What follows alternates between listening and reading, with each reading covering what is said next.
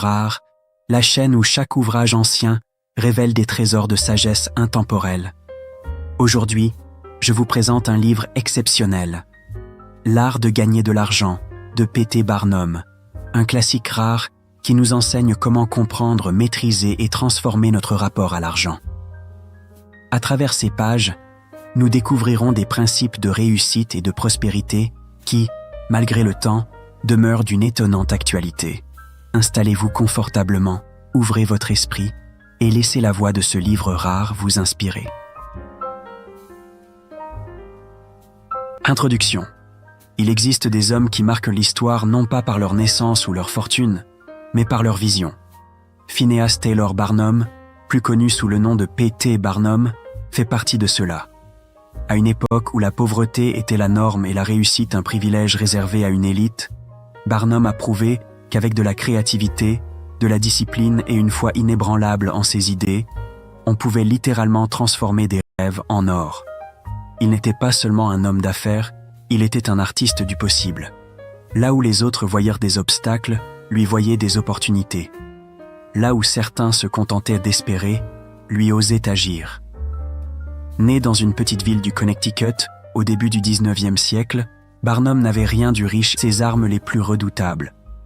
Avant d'être un entrepreneur célèbre, il fut vendeur, organisateur de spectacles, promoteur d'idées improbables. Ce qui le distinguait, c'était sa conviction profonde. Tout a de la valeur, à condition de savoir la révéler.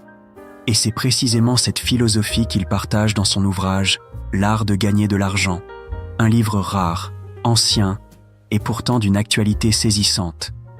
Barnum n'y parle pas seulement d'argent, il y parle d'esprit, de méthode et d'équilibre.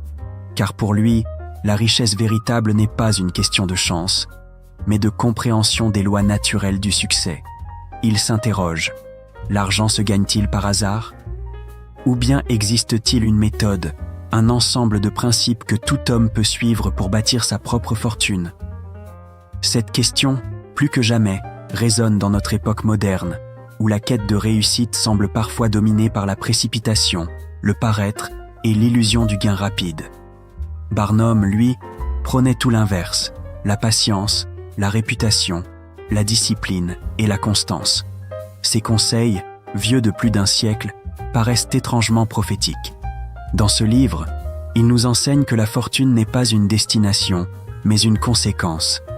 La conséquence logique d'une vie organisée autour de la responsabilité, de la confiance et du respect de soi.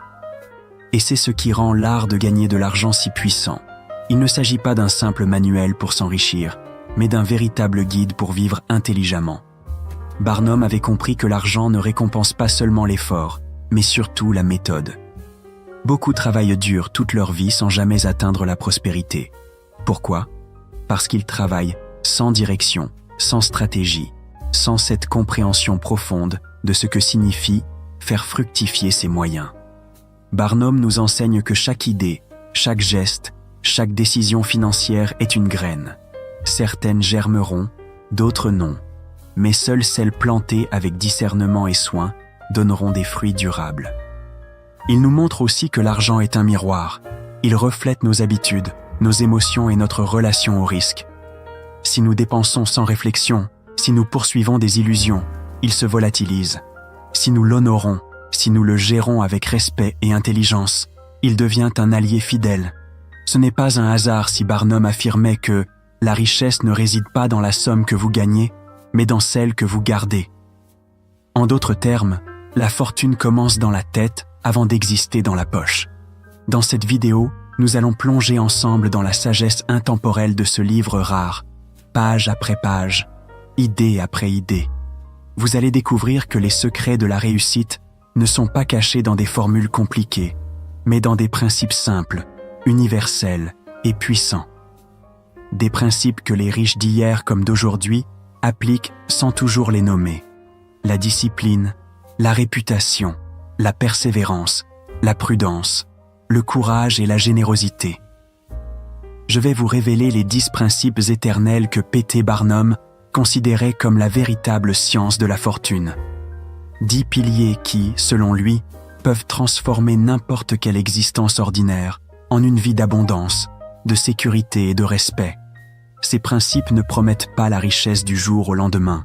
Ils promettent quelque chose de plus rare, la stabilité, la liberté et la paix intérieure que seule la maîtrise de soi procure. Alors, asseyez-vous confortablement, fermez les yeux si vous le souhaitez, et laissez-vous guider. Ensemble, nous allons suivre le chemin de ceux qui ont compris que l'argent n'est pas un mystère, mais un langage que Barnum a su parler avec brio.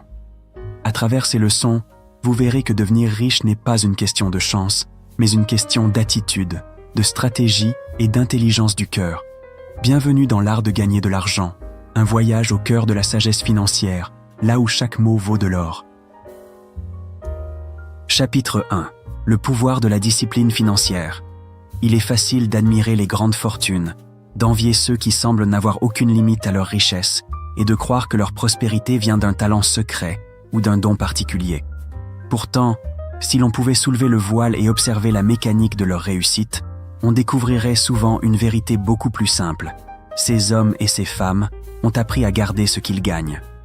P.T. Barnum le disait avec une clarté presque provocante, « Ce n'est pas ce que vous gagnez, mais ce que vous gardez qui construit la richesse. » Cette phrase, en apparence banale, contient une sagesse qui sépare les esprits prospères des esprits ruinés. Elle résume à elle seule le premier pilier de toute réussite financière durable, la discipline. Barnum n'était pas né riche. Son génie n'a pas été de trouver un trésor caché, mais de comprendre que la richesse se bâtit avec rigueur et patience. Très jeune, il observa autour de lui un phénomène étrange. La plupart des gens, même ceux qui gagnaient bien leur vie, restaient constamment endettés. Ils travaillaient dur, parfois du matin au soir, mais n'avaient jamais de quoi respirer. Pourquoi ? Parce qu'ils vivaient toujours légèrement au-dessus de leurs moyens. À chaque augmentation de revenus correspondait une augmentation de dépenses. L'argent, au lieu de s'accumuler, s'évaporait au rythme des désirs. Barnum, lui, décida de faire l'inverse. Il choisit de vivre en dessous de ses moyens, non pas par avarice, mais par intelligence. Il avait compris que la vraie liberté ne vient pas du revenu, mais du contrôle. Tant que vous dépendez de chaque sou que vous gagnez, vous n'êtes pas libre. Vous êtes prisonnier d'un cycle où chaque salaire est déjà dépensé avant même d'avoir été encaissé. La discipline financière, c'est cette capacité à rompre avec le réflexe du « je gagne donc, je dépense » pour entrer dans une logique plus rare et plus puissante. Je gagne, je garde, je fais fructifier. Ce principe, simple en apparence, demande une force intérieure immense, parce qu'il va à contre-courant de tout ce que la société moderne nous pousse à croire. Depuis toujours, la culture du paraître domine. On valorise les signes extérieurs de richesse, les vêtements, les voitures, les maisons, les gadgets. On juge la réussite à ce que l'on montre, pas à ce que l'on possède réellement. Barnum, déjà en son temps, dénonçait cette illusion avec une lucidité presque prophétique. Il écrivait que beaucoup d'hommes ruinés ont vécu toute leur vie dans le souci d'impressionner les autres. Ils voulaient paraître riches, alors qu'ils auraient dû chercher à le devenir vraiment. La différence entre la richesse apparente et la richesse réelle est là, dans ce fossé invisible entre l'image et la réalité. La richesse apparente, c'est celle qui s'exhibe. Elle flatte l'ego, elle attire les regards, mais elle repose souvent sur du vide. La richesse réelle, elle, est silencieuse, discrète, patiente. Elle ne cherche pas à briller, elle se construit. C'est celle qui se mesure dans la tranquillité d'esprit, dans la sécurité face aux imprévus, dans la possibilité de choisir son temps et ses engagements. Barnum voyait dans cette différence une leçon morale autant qu'économique. Celui qui vit au-dessus de ses moyens trahit son avenir pour flatter son présent. La discipline financière, disait-il, n'est pas une question de chiffres, mais de caractère. Vous pouvez gagner 100 francs ou 100 000, le principe reste le même. Si vous dépensez tout, vous serez pauvre. Si vous gardez une part, aussi petite soit-elle, vous commencez à bâtir une base, l'habitude de conserver, de prévoir, de différer un plaisir immédiat pour un gain futur. C'est là que naît la richesse durable. Ce n'est pas la somme qui compte, mais la constance. Un homme discipliné qui épargne régulièrement, même peu, finira toujours par dépasser celui qui gagne beaucoup mais gaspille sans retenue. Barnum observait que dans toutes les classes sociales, les mêmes erreurs se répétaient. dès qu'un revenu augmentait, la tentation de l'étaler augmentait aussi. On changeait de vêtements, de logement, de train de vie, comme si chaque réussite devait se traduire par un nouvel achat. Pourtant, cette course ne s'arrête jamais, car les désirs humains sont infinis. On croit atteindre un seuil de confort, puis on en veut davantage. Ce piège psychologique est à la racine de bien des faillites. Barnum l'appelait « l'illusion du progrès matériel ». Cette idée que plus on dépense, plus on prouve qu'on réussit. En réalité, c'est tout le contraire. Plus on dépense pour paraître, moins on a les moyens d'être. Pour lui, la discipline financière était un acte de sagesse, une forme d'éducation du caractère. Épargner, c'est d'abord apprendre à se maîtriser soi-même. C'est savoir dire non à ses impulsions, non à l'envie de tout posséder immédiatement. Et dans cette maîtrise, il voyait une grandeur morale. Celui qui sait différer un plaisir possède une force que l'homme esclave de ses désirs n'aura jamais. Car l'argent, au fond, n'est pas qu'un instrument économique. C'est un test spirituel. Il révèle notre rapport à la patience, à la mesure, à la liberté. Barnum avait cette phrase fascinante. L'argent fuit les mains qui brûlent de le dépenser. Autrement dit, la fortune est fidèle à ceux qui savent la respecter. Dépenser sans réfléchir, c'est mépriser la valeur de son propre effort. C'est nier le temps, l'énergie, la sueur qu'il a fallu pour le gagner. À l'inverse, économiser, prévoir, investir, c'est rendre hommage à ce travail. C'est prolonger son utilité dans le futur. Barnum ne prêchait pas la privation, mais la conscience. Il ne disait pas ne dépensez jamais, mais dépensez avec but. Faites en sorte que chaque pièce que vous sortez de votre poche vous rapproche de quelque chose de durable. Un apprentissage, un outil, une liberté, une opportunité. Cette vision peut sembler austère, mais elle conduit à la sérénité. Car la discipline financière n'enchaîne pas, elle libère. Celui qui a su économiser peut se permettre de choisir. Il n'est plus dépendant d'un patron, d'un client ou d'un hasard. Il a construit autour de lui une marge de sécurité, une zone de confort invisible qui lui permet de respirer, de créer, d'oser. Barnum voyait dans cette liberté la véritable richesse. Être libre de son temps, de ses décisions, de ses besoins. Voilà le but ultime de l'argent bien géré. Mais pour atteindre cet état, il faut renverser une croyance profondément ancrée, celle que la richesse dépend du revenu. Beaucoup disent « quand je gagnerai plus, j'épargnerai ». Barnum savait que c'est une illusion. Si l'on ne sait pas garder $1, on ne saura pas en garder 10. La discipline ne se découvre pas avec la fortune, elle se construit dans la modestie. Il faut d'abord apprendre à gérer peu pour être digne de gérer beaucoup. Dans cette idée, Barnum rejoignait une sagesse ancienne. Celui qui est fidèle dans les petites choses le sera aussi dans les grandes. Ce n'est donc pas le montant qui fait la différence, mais l'attitude. Cette attitude, Barnum l'incarnait jusque dans ses affaires. Lorsqu'il réussissait un coup, il ne se précipitait pas pour en profiter. Il observait, planifiait, réinvestissait. Il savait que chaque somme, aussi minime soit-elle, pouvait devenir la racine d'une plus grande prospérité si elle était dirigée avec soin. Il ne considérait jamais l'argent comme un trophée, mais comme un outil. Et c'est là un autre aspect essentiel de la discipline financière. Ne pas confondre possession et puissance. Posséder de l'argent ne signifie rien si l'on n'a pas la maîtrise de son usage. L'argent, entre de mauvaises mains, devient un poison, entre de bonnes, un levier. Il disait souvent que la pauvreté n'est pas toujours un manque de moyens, mais un manque d'ordre. Beaucoup échouent non pas parce qu'ils ne gagnent pas assez, mais parce qu'ils ne savent pas structurer ce qu'ils ont.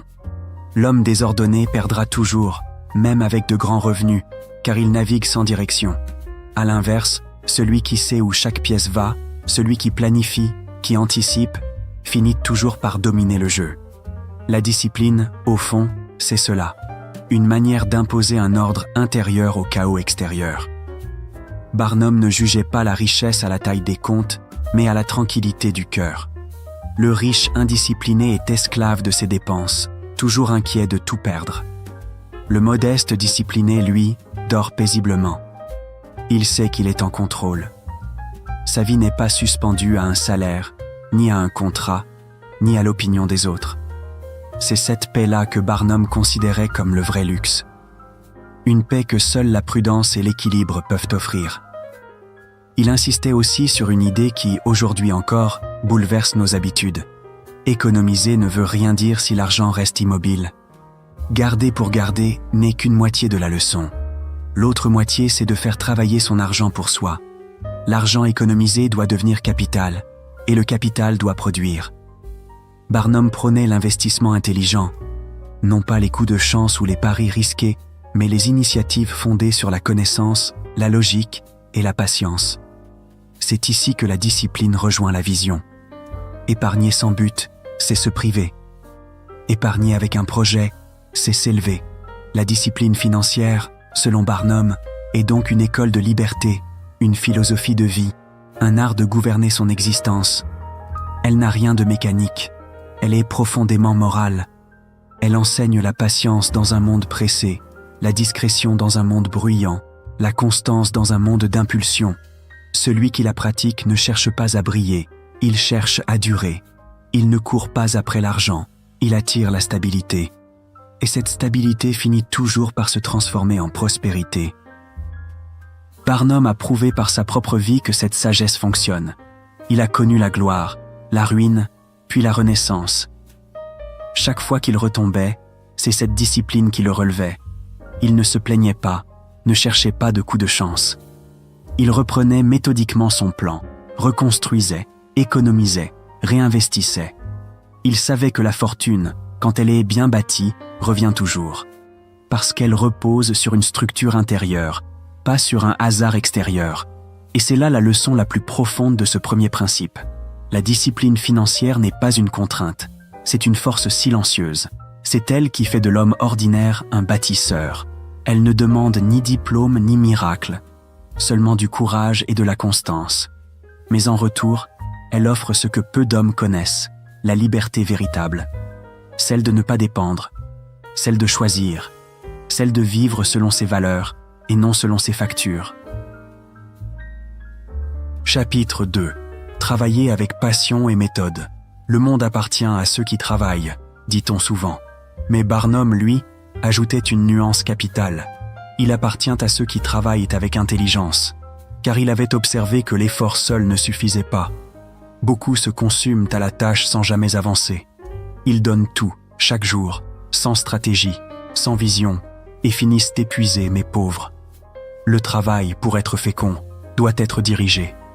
Et cette direction naît d'une double flamme, la passion et la méthode. Pour Barnum, l'un des plus grands mensonges de son époque, et d'une autre, est de croire que le succès vient simplement du dur labeur. Il admirait les travailleurs acharnés, mais il savait qu'un effort sans discernement est comme un navire sans boussole. Il bouge beaucoup, mais ne va nulle part. Ce qui sépare l'homme prospère de celui qui stagne, ce n'est pas la quantité de sueur versée, mais la clarté de l'intention. Le premier agit selon un plan, le second agit par réflexe. Et c'est cette différence subtile, invisible à l'œil nu, qui finit par tracer une ligne de fortune entre deux destins. Barnum prêchait donc un travail raisonné, non pas l'agitation mais la direction, non pas la fatigue comme vertu, mais la progression comme but. Il disait souvent « Le monde regorge d'hommes qui travaillent au dur, mais peu savent pourquoi ils travaillent. » Pour lui, chaque heure dépensée sans but précis est une perte de vie. Il invitait chacun à se demander, avant de se jeter dans la routine, « Où me mène mon effort ? Quelle valeur crée-t-il pour moi et pour les autres ?» Car si le travail n'est pas connecté à une vision, il devient mécanique, stérile, et finit par user l'esprit au lieu de l'élever. Mais Barnum n'était pas un théoricien froid. Il parlait par expérience. Il avait exercé d'innombrables métiers, souvent sans succès immédiat. Il avait échoué, recommencé, appris. Ce qu'il découvrit à travers ces années d'expérimentation, c'est qu'un homme n'excelle que dans ce qu'il aime profondément. On peut forcer ses bras à travailler, mais on ne peut pas forcer son âme à persévérer dans ce qu'elle déteste. L'amour du métier, disait-il, est la racine invisible de la persévérance. Sans passion, la discipline devient torture. Avec passion, elle devient énergie. C'est pourquoi Barnum conseillait à chacun de choisir une voie où il puisse s'impliquer de tout cœur. Non pas celle qui semble la plus rentable, ni la plus prestigieuse, mais celle où l'on se sent naturellement en vie. Car l'enthousiasme véritable ne s'achète pas, il se découvre. Et quand on travaille avec enthousiasme, chaque tâche devient une aventure. Le temps passe sans qu'on le sente. On s'améliore sans effort apparent. On attire même les opportunités, car la passion rayonne, et les gens sont instinctivement attirés par ceux qui aiment ce qu'ils font. Barnum, dans son style pragmatique, n'opposait pas la passion à la raison. Il savait que la passion seule ne suffit pas.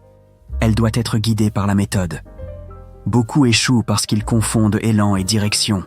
Ils se jettent dans un projet avec enthousiasme, mais sans plan. Et très vite, le feu qui les animait s'éteint, faute d'organisation. L'émotion sans structure se consume, alors que la méthode la transforme en force durable. Barnum voyait la passion comme la flamme et la méthode comme la lampe. L'une éclaire, l'autre canalise la lumière. Travailler avec méthode, pour lui, c'est d'abord observer, planifier, comprendre les lois naturelles du métier que l'on pratique. Il disait « Un homme qui se jette dans une entreprise sans l'avoir étudiée, c'est un soldat qui part à la guerre sans armes. » Avant d'agir, il faut connaître le terrain, les besoins, les risques, les acteurs. Ce n'est qu'en comprenant les règles d'un domaine qu'on peut commencer à les maîtriser. Barnum passait des heures à étudier ses concurrents, à observer le public, à noter les détails que d'autres négligeaient. Là où la plupart se contentèrent d'improviser, lui préparait. Et cette préparation était sa véritable force. Il insistait aussi sur la constance. La passion donne l'élan initial, mais c'est la régularité qui construit la réussite. Travailler intelligemment, c'est comprendre que la grandeur se tisse dans la répétition des petits gestes. Ce n'est pas dans les coups d'éclat que se bâtissent les fortunes, mais dans la patience des routines bien tenues. Barnum disait que « le monde est plein de comètes, elles brillent un instant et disparaissent. Les étoiles fixes, elles, durent. Être une étoile fixe, c'est choisir la persévérance. » Mais comment garder cette flamme vivante quand le travail devient monotone? Barnum répondait, en trouvant du sens dans la progression. Il affirmait que le véritable plaisir n'est pas dans la réussite finale, mais dans le fait de devenir chaque jour un peu meilleur. Celui qui se compare à son voisin s'épuise, celui qui se compare à lui-même se construit. Le travail intelligent consiste donc à transformer chaque journée en opportunité d'amélioration. Qu'importe la grandeur de la tâche, faites-la mieux qu'hier et vous êtes déjà sur la voie du succès. Dans ses entreprises, Barnum appliquait toujours cette philosophie. Quand il ouvrait un nouveau spectacle ou lançait une idée commerciale, il ne cherchait pas à faire grand tout de suite. Il commençait petit, testait, observait la réaction du public, ajustait, puis amplifiait. C'était un perfectionniste pragmatique. Il préférait apprendre en avançant plutôt que rêver d'un coup de génie. Pour lui, la méthode n'était pas une rigidité, mais une discipline créative. Elle consistait à tirer des leçons de chaque expérience et à s'adapter sans cesse. Il croyait aussi au pouvoir du détail. Les grandes réussites reposent sur 1000 petites attentions que les autres ignorent. Barnum disait que la différence entre un bon travailleur et un grand professionnel, c'est la précision. Le premier cherche à finir, le second cherche à bien faire. Dans le spectacle, il peaufinait chaque affiche, chaque mot, chaque effet de lumière. Dans le commerce, il surveillait la présentation des produits, la propreté du lieu, la politesse des employés. Rien n'était insignifiant, car tout contribuait à la perception de valeur. Travailler intelligemment, c'est comprendre que la perfection visible naît de la rigueur invisible. Mais derrière cette rigueur se cachait une vérité plus humaine. Barnum aimait profondément ce qu'il faisait. Il prenait plaisir à créer, à surprendre, à émerveiller.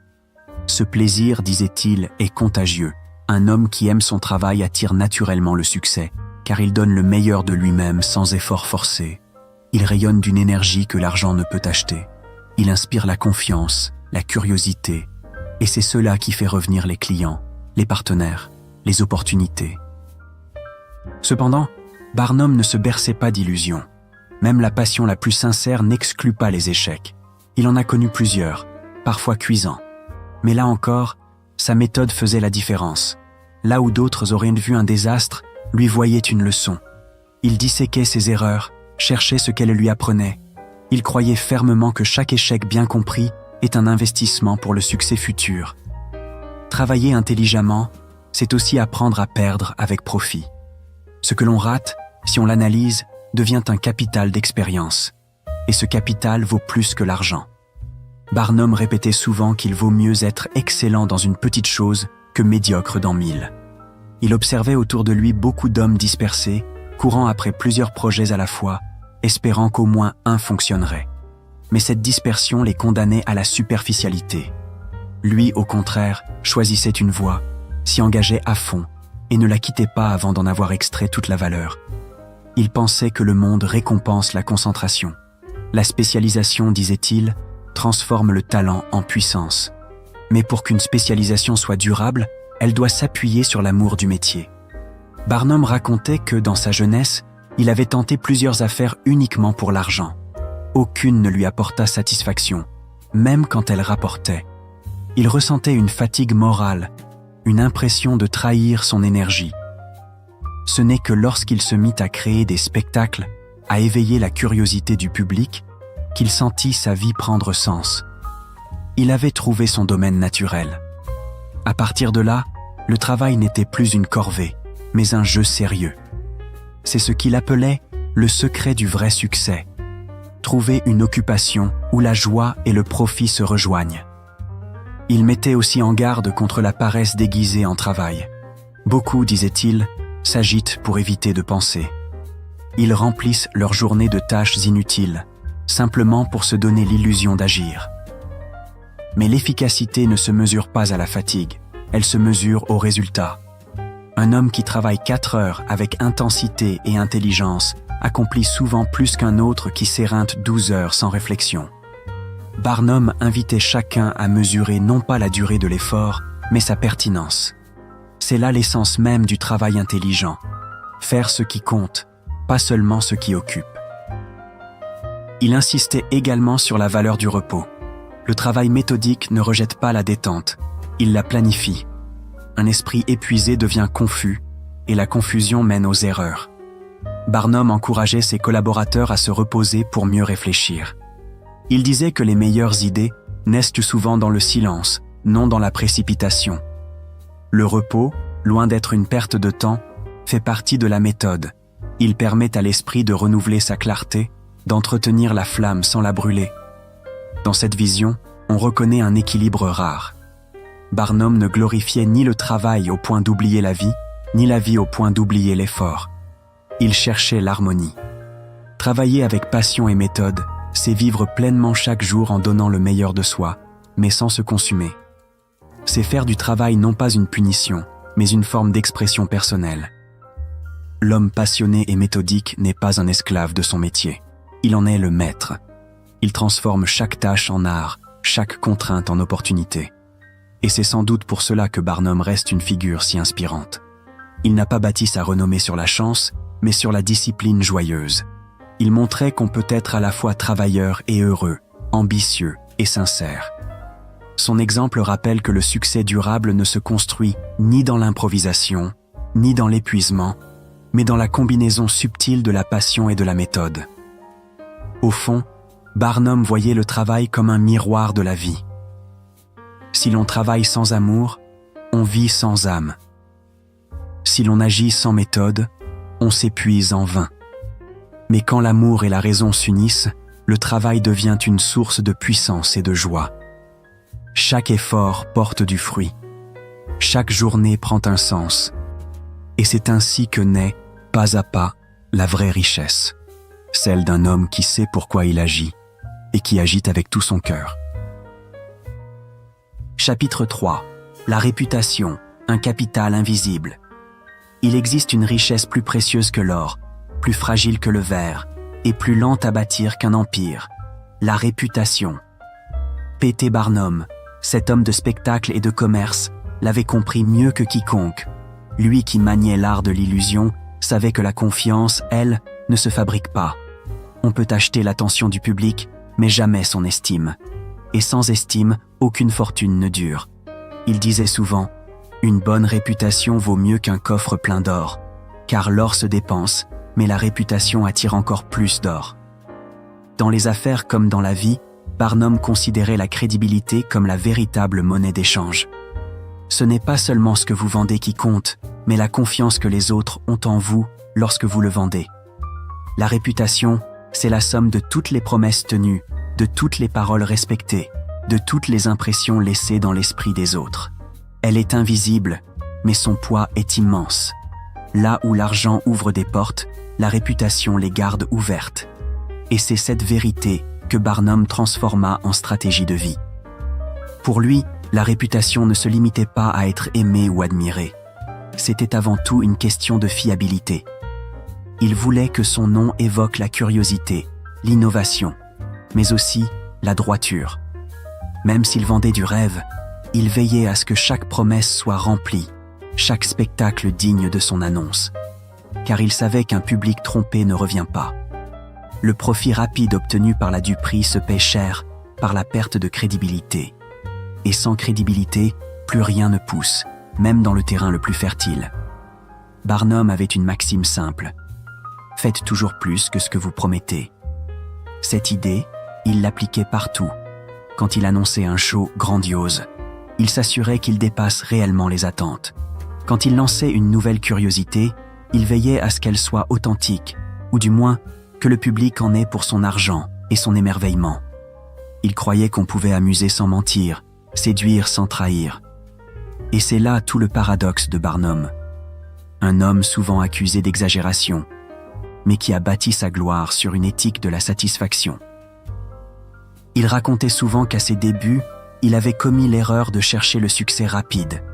Il avait monté des spectacles un peu trop fantaisistes, exagéré ses affiches, promis des merveilles qu'il ne pouvait livrer. Le public, d'abord fasciné, finit par le critiquer. La leçon fut brutale. En affaires, on ne trompe qu'une fois. Ce choc le marqua profondément. Il comprit que la publicité attire le monde, mais que seule la confiance le retient. À partir de là, il fit de sa réputation un capital sacré.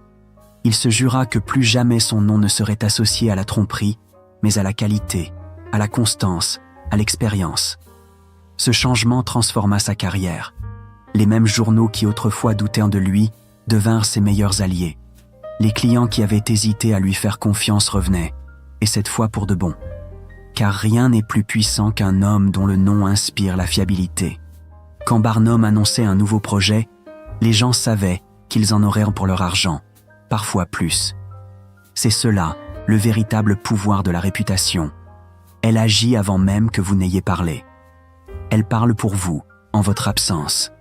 Mais Barnum ne se contentait pas de soigner sa propre image. Il étudiait aussi la psychologie du public. Il savait que la confiance ne se gagne pas par des mots, mais par des preuves. Les gens observent, comparent, mémorisent. Un seul faux pas peut ruiner des années de travail. C'est pourquoi il répétait à ses employés « Notre entreprise n'a pas de mur, elle a un visage, le vôtre. » Chaque sourire, chaque geste, chaque détail de service participait à la construction de sa réputation. Il formait son équipe à traiter chaque client comme un invité d'honneur, à transformer chaque visite en souvenir positif. Ce sens aigu de la réputation allait au-delà du commerce. Pour Barnum, elle était une forme de capital moral. Il croyait profondément que la prospérité n'est durable que lorsqu'elle repose sur la loyauté et la justice. Il disait « Il n'y a pas de véritable réussite dans le mal. » Un homme peut s'enrichir par la ruse, mais il s'appauvrit de l'intérieur. Et tôt ou tard, le monde finit toujours par découvrir la vérité. La réputation, comme la lumière, finit toujours par percer les ténèbres. Une anecdote célèbre illustre cette philosophie. Un jour, Barnum s'aperçut qu'un concurrent utilisait son nom pour attirer le public dans une salle voisine. Il aurait pu riposter par la colère ou la diffamation. Mais au lieu de cela, il décida de redoubler de qualité dans son propre spectacle. Il se dit « Le meilleur démenti, c'est l'excellence ». En quelques semaines, le public délaissa l'imposteur pour revenir vers le vrai Barnum. Ce fut une victoire sans éclat de voix, mais éclatante de prestige. Il prouva par là que la réputation ne se défend pas par les mots, mais par les actes. Barnum savait aussi que la réputation ne dépend pas seulement de ce que vous faites, mais de la façon dont vous réagissez quand tout va mal. Dans la prospérité, tout le monde peut paraître honorable. Mais dans la crise, le vrai caractère se révèle.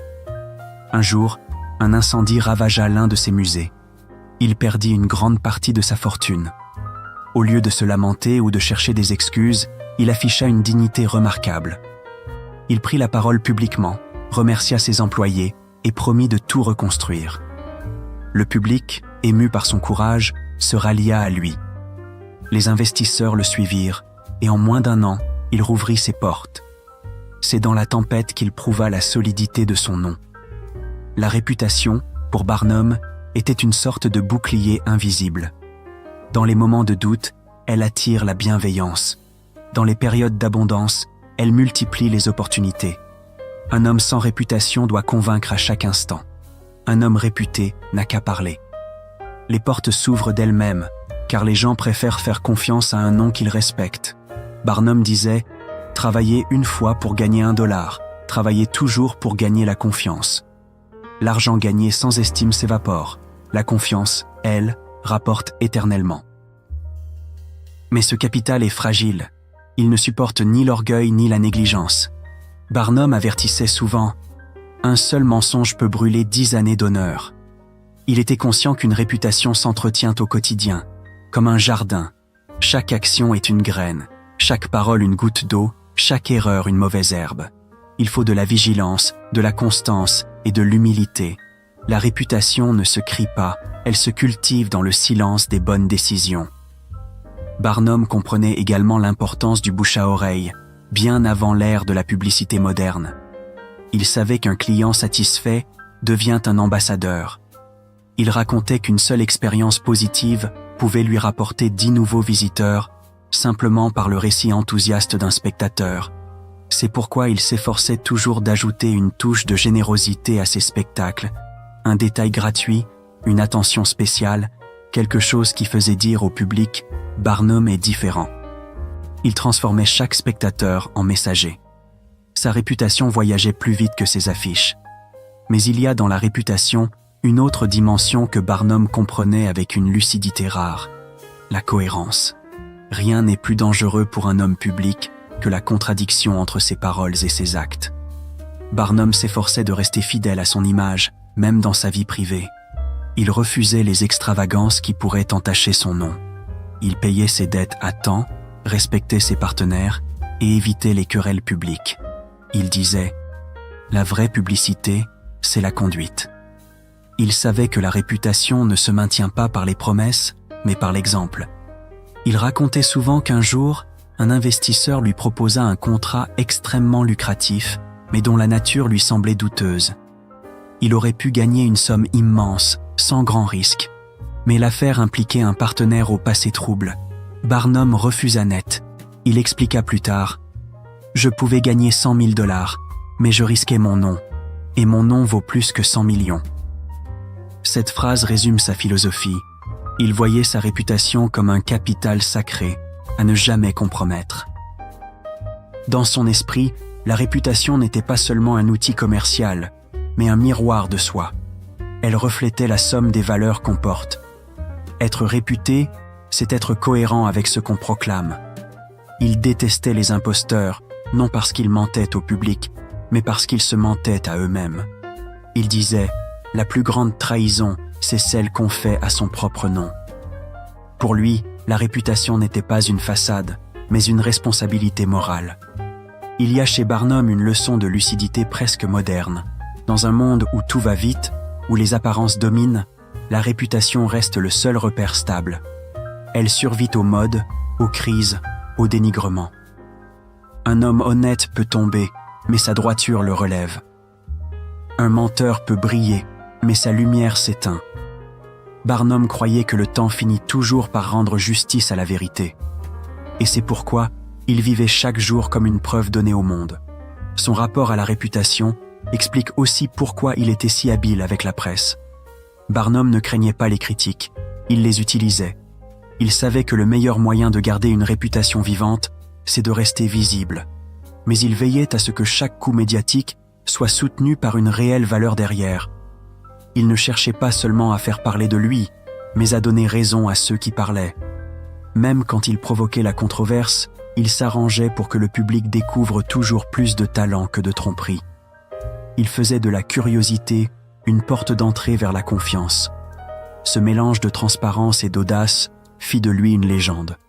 Il montra qu'on peut être ambitieux sans être cynique, que la réussite n'a pas besoin de manipuler pour durer. Sa réputation fut parfois attaquée, souvent enviée, mais jamais brisée, parce qu'elle reposait sur une vérité simple. Barnum aimait son public, et son public le savait. La réputation, dans la philosophie de Barnum, n'était donc pas un luxe, mais une fondation. Elle ne se résumait pas à un nom connu, mais à une valeur ressentie. Un homme riche sans réputation marche sur un fil fragile.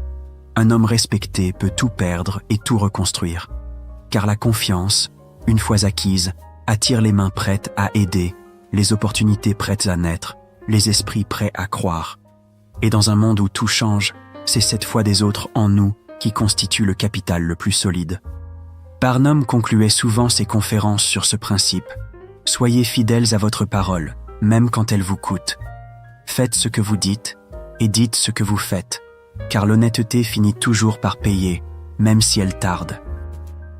Il savait que la réputation ne se mesure pas en années, mais en générations. Elle survit à la mort de son créateur. Et c'est sans doute ce qui le fascinait le plus. L'idée qu'un nom puisse continuer à vivre, non par des monuments ou des fortunes, mais par la mémoire des actes. Aujourd'hui encore, plus d'un siècle après sa disparition, le nom de Barnum évoque quelque chose. L'audace, le spectacle, mais aussi la confiance. Cette persistance prouve qu'il avait raison. Le monde oublie les fortunes, mais se souvient des réputations, car au fond, la réputation, c'est l'empreinte invisible qu'un homme laisse dans le cœur des autres. Et cette empreinte, quand elle est noble, devient immortelle. Chapitre 4. Saisir les opportunités sans se précipiter. Il existe un moment, souvent imperceptible, où le destin se présente sous la forme d'une simple possibilité. Ce n'est pas toujours une porte ouverte, parfois juste une fissure, un souffle, une rencontre, une idée fragile qui passe et qu'il faut savoir reconnaître. P.T. Barnum, qui bâtit sa vie entière sur la détection de ces instants décisifs, disait que le succès ne sourit pas à celui qui court, mais à celui qui observe. Il croyait profondément à l'art du timing, cette capacité rare de sentir quand il faut agir et quand il faut attendre.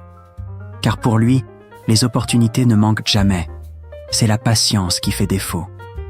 L'histoire de Barnum est celle d'un homme qui a su saisir le bon moment sans jamais céder à la précipitation.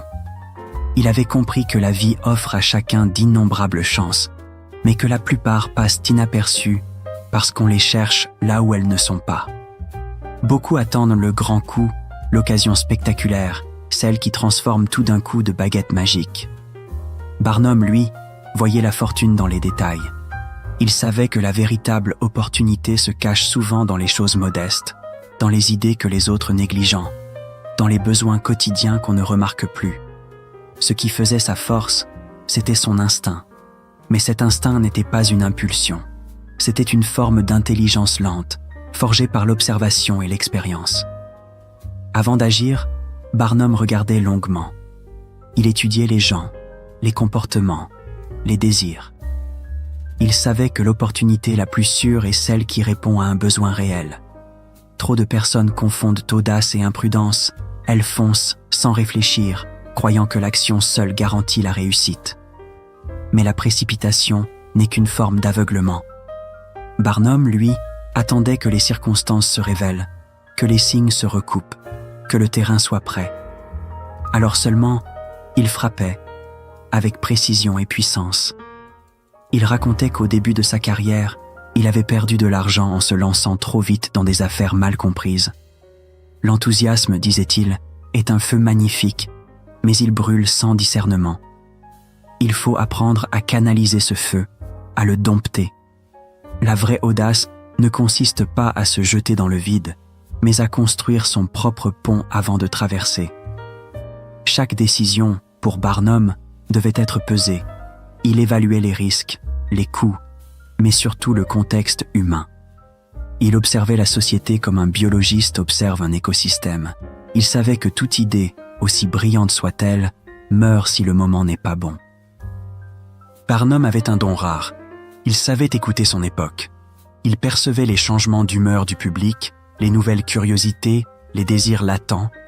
Lorsqu'il découvrit la chanteuse Jenny Lind, par exemple, une artiste suédoise à la voix d'or mais inconnue du grand public américain, il sentit qu'elle pouvait devenir un phénomène.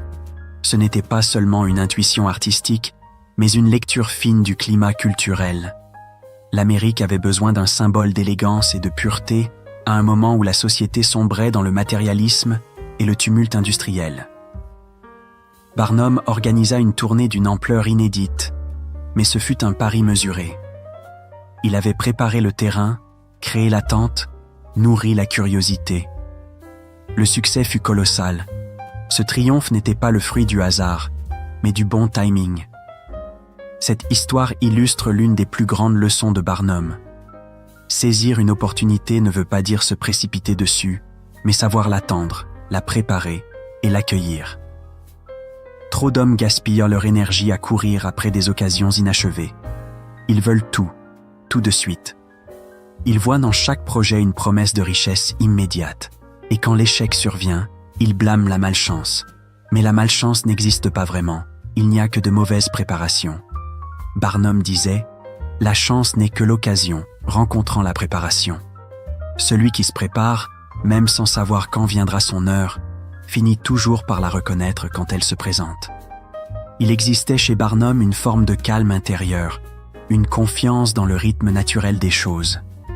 Il ne forçait pas le destin, il l'accompagnait. Lorsqu'il sentait que le moment n'était pas encore venu, il patientait sans perdre foi. Il continuait d'apprendre, d'économiser, d'observer. Il savait qu'une décision précipitée pouvait anéantir des années d'efforts. Il aimait comparer les affaires à la navigation. Celui qui lève les voiles trop tôt se brise sur les rochers. Celui qui attend le bon vent parcourt la mer entière. Cette image résume sa philosophie. L'opportunité n'est pas une course, c'est une synchronisation entre le désir d'agir et la réalité du monde. Mais attention, Barnum ne prêchait pas la passivité. Il méprisait les rêveurs éternels, ceux qui attendent indéfiniment le bon moment sans jamais agir. Il savait que la prudence peut devenir un piège si elle se transforme en peur. Pour lui, la différence entre sagesse et inertie se mesure à la préparation. Celui qui est prêt peut attendre sans peur, car il sait que sa patience est une arme. Celui qui ne se prépare pas se réfugie dans l'excuse du pas encore. Barnum n'attendait jamais les conditions parfaites, il se contentait de conditions suffisantes. Dès qu'il sentait que les fondations étaient solides, il passait à l'action. Car la réussite n'appartient ni aux impatients, ni aux hésitants, mais à ceux qui avancent avec lucidité. Il racontait qu'un jour, un ami lui proposa d'investir dans une mine d'or. L'affaire semblait prometteuse, tout le monde en parlait. Les investisseurs se pressaient, les gains paraissaient garantis. Barnum, intrigué, se rendit sur place. Il observa, discuta, prit des notes. Il constata que la mine était bien réelle, mais que les coûts d'extraction étaient énormes et que la plupart des gisements étaient déjà exploités. Il comprit que l'euphorie du moment poussait les gens à agir sans réfléchir. Il refusa l'affaire, au grand étonnement de ses proches. Quelques mois plus tard, la mine fit faillite, ruinant ceux qui s'y étaient précipités. Ce jour-là, Barnum déclara « Le monde n'est pas gouverné par les audacieux, mais par les clairvoyants. » Cette clairvoyance, il la cultivait comme une discipline. Avant chaque décision importante, il prenait le temps de s'isoler, de réfléchir en silence. Il relisait ses notes, consultait ses partenaires, mais surtout, il écoutait sa propre intuition. Il disait que la voix intérieure d'un homme, quand elle est calme et instruite, est son meilleur conseiller. Ce n'était pas du mysticisme, mais du réalisme. Il savait que le tumulte extérieur, la peur, la pression, la mode, empêchent souvent d'entendre ce que la raison murmure. Et c'est dans le silence que naissent les meilleures décisions.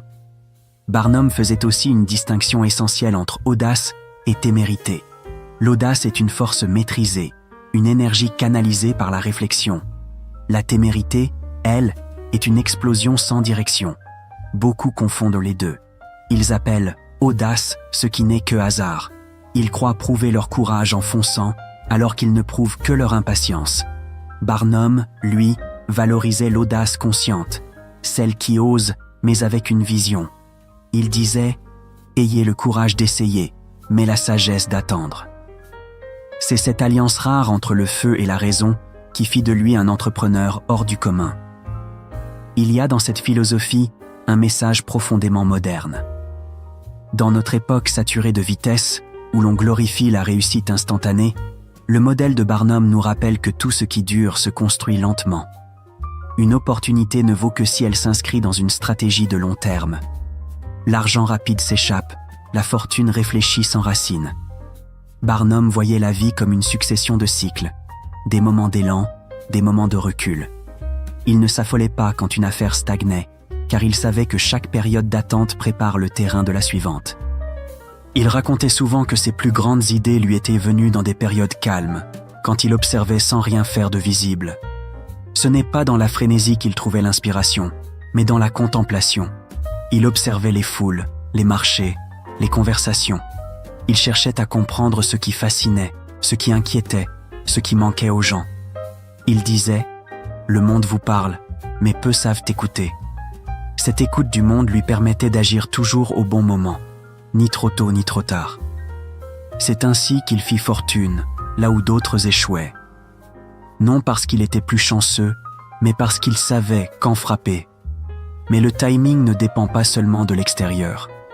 Barnum insistait aussi sur le timing intérieur, celui du cœur et de l'esprit.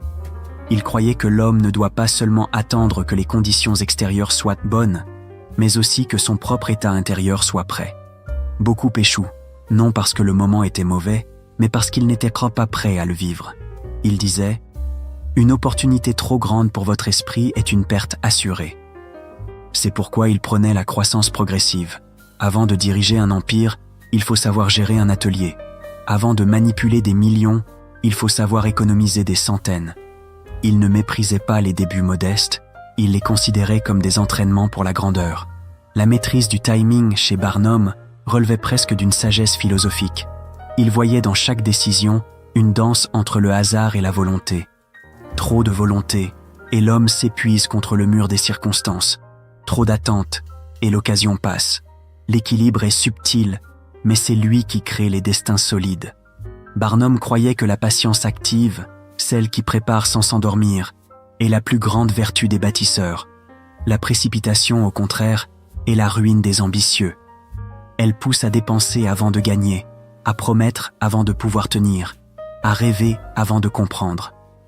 Il disait souvent à ses collaborateurs « Ne soyez pas les premiers à courir, mais les premiers à être prêts ». Cette phrase résume à elle seule toute une philosophie du succès. Être prêt signifie avoir pensé à ce que les autres négligent, les conséquences, les marges, les imprévus. Être prêt, c'est aussi savoir renoncer à une opportunité qui n'est pas encore mûre, même si elle brille de promesses. Car toutes les opportunités ne sont pas bonnes à saisir. Certaines sont des pièges déguisés en cadeaux, d'autres, mal préparés, deviennent des fardeaux. L'homme sage sait dire non à temps. Barnum en fit l'expérience maintes fois, et chaque refus réfléchi lui valut plus tard une meilleure occasion. Ce discernement fit de lui un stratège redoutable. Il n'avait pas besoin d'être partout, ni de tout tenter. Il choisissait ses batailles, et chaque fois qu'il agissait, c'était avec une conviction profonde, presque inébranlable. Il avait pris le temps de comprendre, d'anticiper, d'évaluer. Ainsi, même quand il échouait avec dignité. Ses pertes n'étaient jamais des chutes, mais des leçons. Il disait « L'erreur commise lentement instruit, l'erreur faite vite détruit ».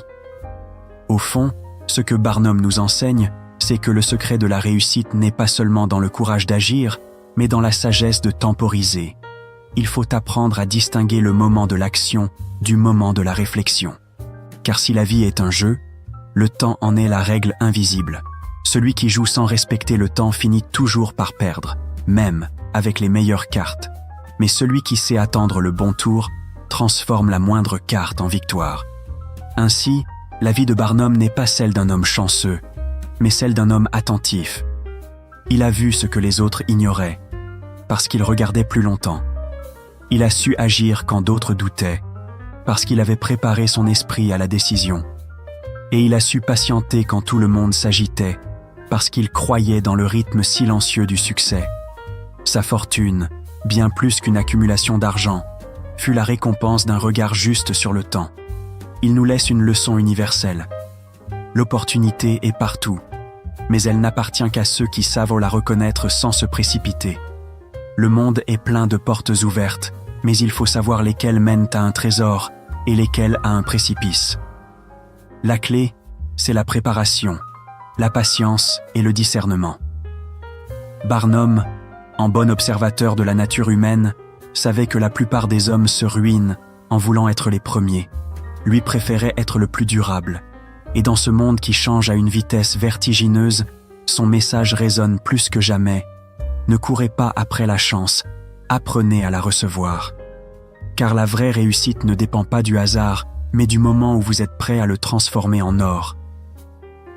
Chapitre 5. Apprendre de ses échecs. L'histoire de P.T. Barnum ne peut être comprise sans évoquer ses échecs, car c'est à travers eux qu'il a bâti la plus grande partie de sa sagesse.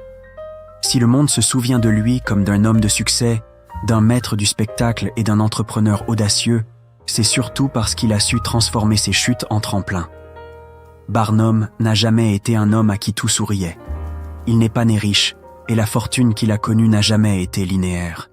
Sa vie est une succession de victoires éclatantes et de revers brutaux, mais dans chacun de ces moments d'effondrement, il a trouvé une leçon à apprendre, une vérité à retenir, un pas de plus vers la maturité. Dans son livre « L'art de gagner de l'argent », il confie que ses plus grands apprentissages ne sont pas venus de ses triomphes, mais de ses faillites. C'est dans la douleur des pertes qu'il a compris la valeur de la prudence, la nécessité de la patience et la puissance de la persévérance. Beaucoup d'hommes, lorsqu'ils échouent, se laissent submerger par la honte, la peur ou la résignation. Barnum, lui, a décidé de regarder ses défaites comme des maîtres exigeants, mais justes. Il disait souvent que l'échec n'est pas la fin d'une aventure, mais un miroir, celui qui te montre ce que tu refuses de voir quand tout va bien. Le premier grand échec de Barnum survint alors qu'il était encore jeune homme. Après quelques succès modestes dans le commerce, il décida d'investir dans un projet risqué, une entreprise de billets de loterie et d'expositions itinérantes. Son enthousiasme était immense, mais son expérience encore faible. Il s'entoura de partenaires douteux, se laissa séduire par des promesses trop belles et finit par tout perdre. Beaucoup, à sa place, auraient tout abandonné. Lui, au contraire, écrivit plus tard que cette perte fut l'une des meilleures choses qui lui soit arrivée, car c'est là qu'il comprit une vérité essentielle. Le monde ne récompense pas la naïveté. Pour réussir durablement, il faut apprendre à observer, à analyser et à se méfier des apparences. L'échec a cette vertu étrange. Il dépouille l'homme de ses illusions et le ramène à l'essentiel. Barnum, ruiné, humilié, dut recommencer de zéro, mais il recommença autrement. Il ne perdit pas son audace, seulement son imprudence. Là où auparavant il se laissait guider par la passion seule, il commença à équilibrer l'instinct par la raison. Il apprit que la prudence n'est pas un frein, mais une force. Il commença à se documenter davantage, à comprendre les mécanismes économiques, à s'entourer de gens compétents et à observer avec attention ce qui faisait la réussite des autres. Ce regard nouveau sur la réalité allait changer sa vie. Quelques années plus tard, il connut une autre chute. Cette fois, elle fut bien plus spectaculaire.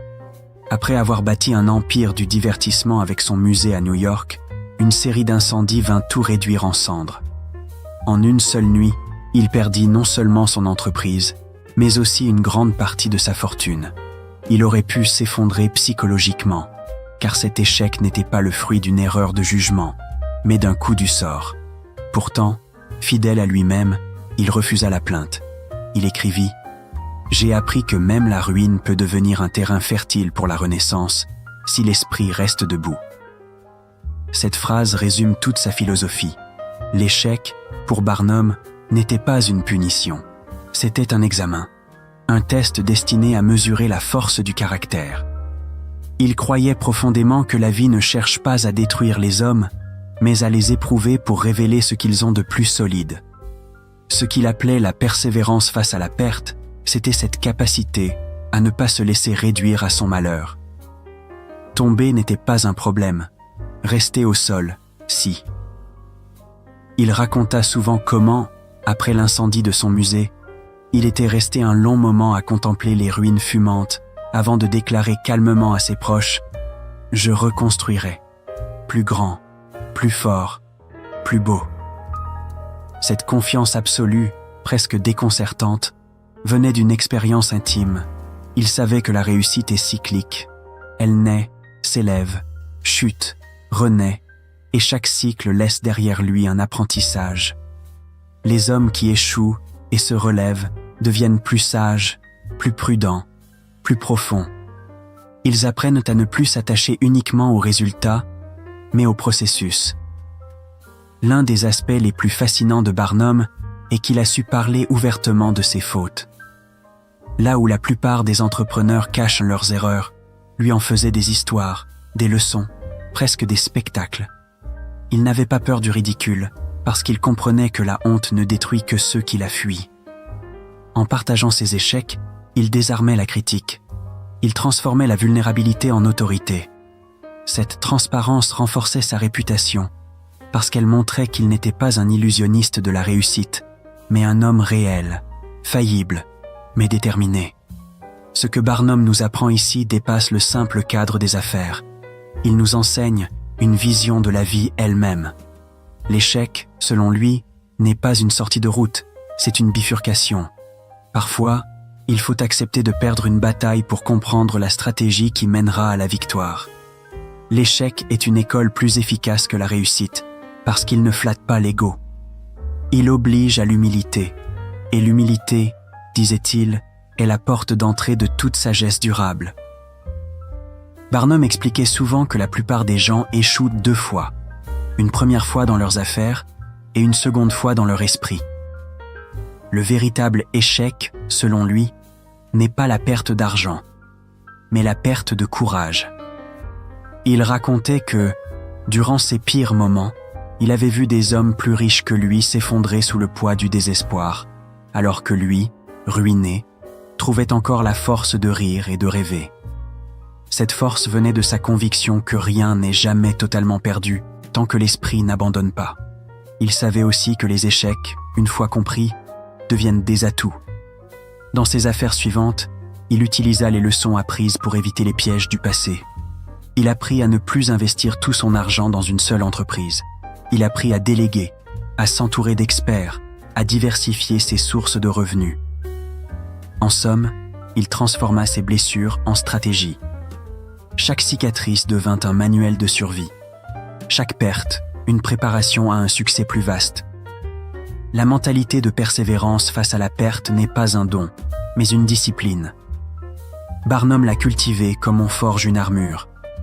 Il s'imposait une règle, toujours rester en mouvement, même lentement. Ne jamais laisser le désespoir s'installer. Il disait que l'action, même minime, est le meilleur antidote contre la peur. Quand tout semblait perdu, il écrivait, il planifiait, il rêvait à nouveau. Son énergie créative le sauvait du découragement. C'est ainsi qu'après chacune de ses faillites, il renaissait plus fort, plus habile, plus inspiré.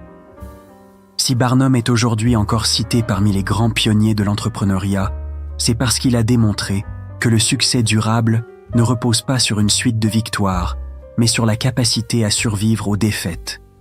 Ses échecs lui ont appris à relativiser la gloire, à valoriser le travail constant plutôt que les coups d'éclat. Et surtout, ils lui ont appris à respecter la vie comme un partenaire exigeant, imprévisible, parfois injuste, mais toujours éducative. Nous vivons dans une époque où l'échec est souvent perçu comme une honte, une tâche indélébile. Barnum, lui, nous rappelle qu'il est une étape nécessaire du chemin vers la réussite. Sans échec, pas de remise en question. Sans perte, pas de lucidité. Il disait que le succès sans cicatrice n'a pas de profondeur.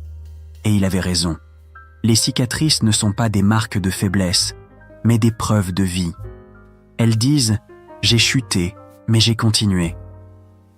Chaque revers est une leçon codée que seuls les esprits patients savent décoder. Ceux qui acceptent l'échec comme un maître deviennent libres, parce qu'ils n'ont plus peur. Et la liberté intérieure, pour Barnum, était la plus grande richesse. Être libre du regard des autres, libre de la peur de recommencer, libre de croire à nouveau malgré la chute, voilà le vrai secret du succès. Ainsi, quand on regarde la vie de P.T. Barnum dans son ensemble, on comprend que son génie ne résidait pas seulement dans ses idées brillantes ou son talent de showman. Il résidait surtout dans son endurance morale. Là où beaucoup voyaient un mur, il voyait une marche. Là où d'autres pleuraient sur leur perte, il construisait déjà la prochaine aventure. Il ne niait pas la douleur, mais il refusait de s'y enfermer. Cette résilience, cette foi obstinée dans la reconstruction, est peut-être la plus belle leçon qu'il ait laissée à ceux qui cherchent à gagner leur vie, honnêtement et durablement. Barnum n'a pas cherché à éviter les échecs. Il a cherché à les comprendre. Et c'est cette différence qui a fait de lui non seulement un homme riche, mais un homme complet. Car au fond, la véritable richesse ne se mesure pas à ce que l'on possède, mais à ce que l'on devient à travers les épreuves. Chapitre 6. L'art de vendre, pour P.T. Barnum, n'était pas un acte commercial, c'était un art subtil, presque mystique, qui ne se résumait pas à l'échange d'un produit contre de l'argent, mais à la capacité de toucher l'imagination humaine. Là où la plupart voyaient une transaction, lui voyait une rencontre entre deux mondes, celui de l'esprit du vendeur et celui du cœur de l'acheteur. Il disait que tout homme qui comprend la nature humaine peut vendre n'importe quoi, non pas parce qu'il trompe, mais parce qu'il sait éveiller un désir sincère. Bien avant que les mots marketing ou publicité n'existent, Barnum en maîtrisait déjà les lois invisibles. Il savait que les gens n'achètent pas ce qu'ils voient, ils achètent ce qu'ils ressentent. Depuis ses débuts modestes, il avait compris que la valeur d'un produit n'est pas seulement dans ce qu'il est, mais dans l'histoire qu'on raconte autour de lui. Quand il organisait ses premiers spectacles, il ne vendait pas simplement des billets. Il vendait une émotion, la curiosité, la surprise, le frisson de l'inconnu. Il présentait l'ordinaire comme extraordinaire, l'invisible comme miraculeux. Et pourtant, il ne trompait pas ses spectateurs. Il leur offrait ce qu'ils cherchaient, une expérience qui sortait du quotidien. Il avait cette capacité unique de comprendre que les hommes ne veulent pas seulement consommer, ils veulent rêver. L'un de ses premiers grands succès fut l'exposition de Joyce Heth, une femme âgée qu'il présenta comme la nourrice de George Washington, âgée de plus de 160 ans. L'histoire était invraisemblable, et Barnum le savait.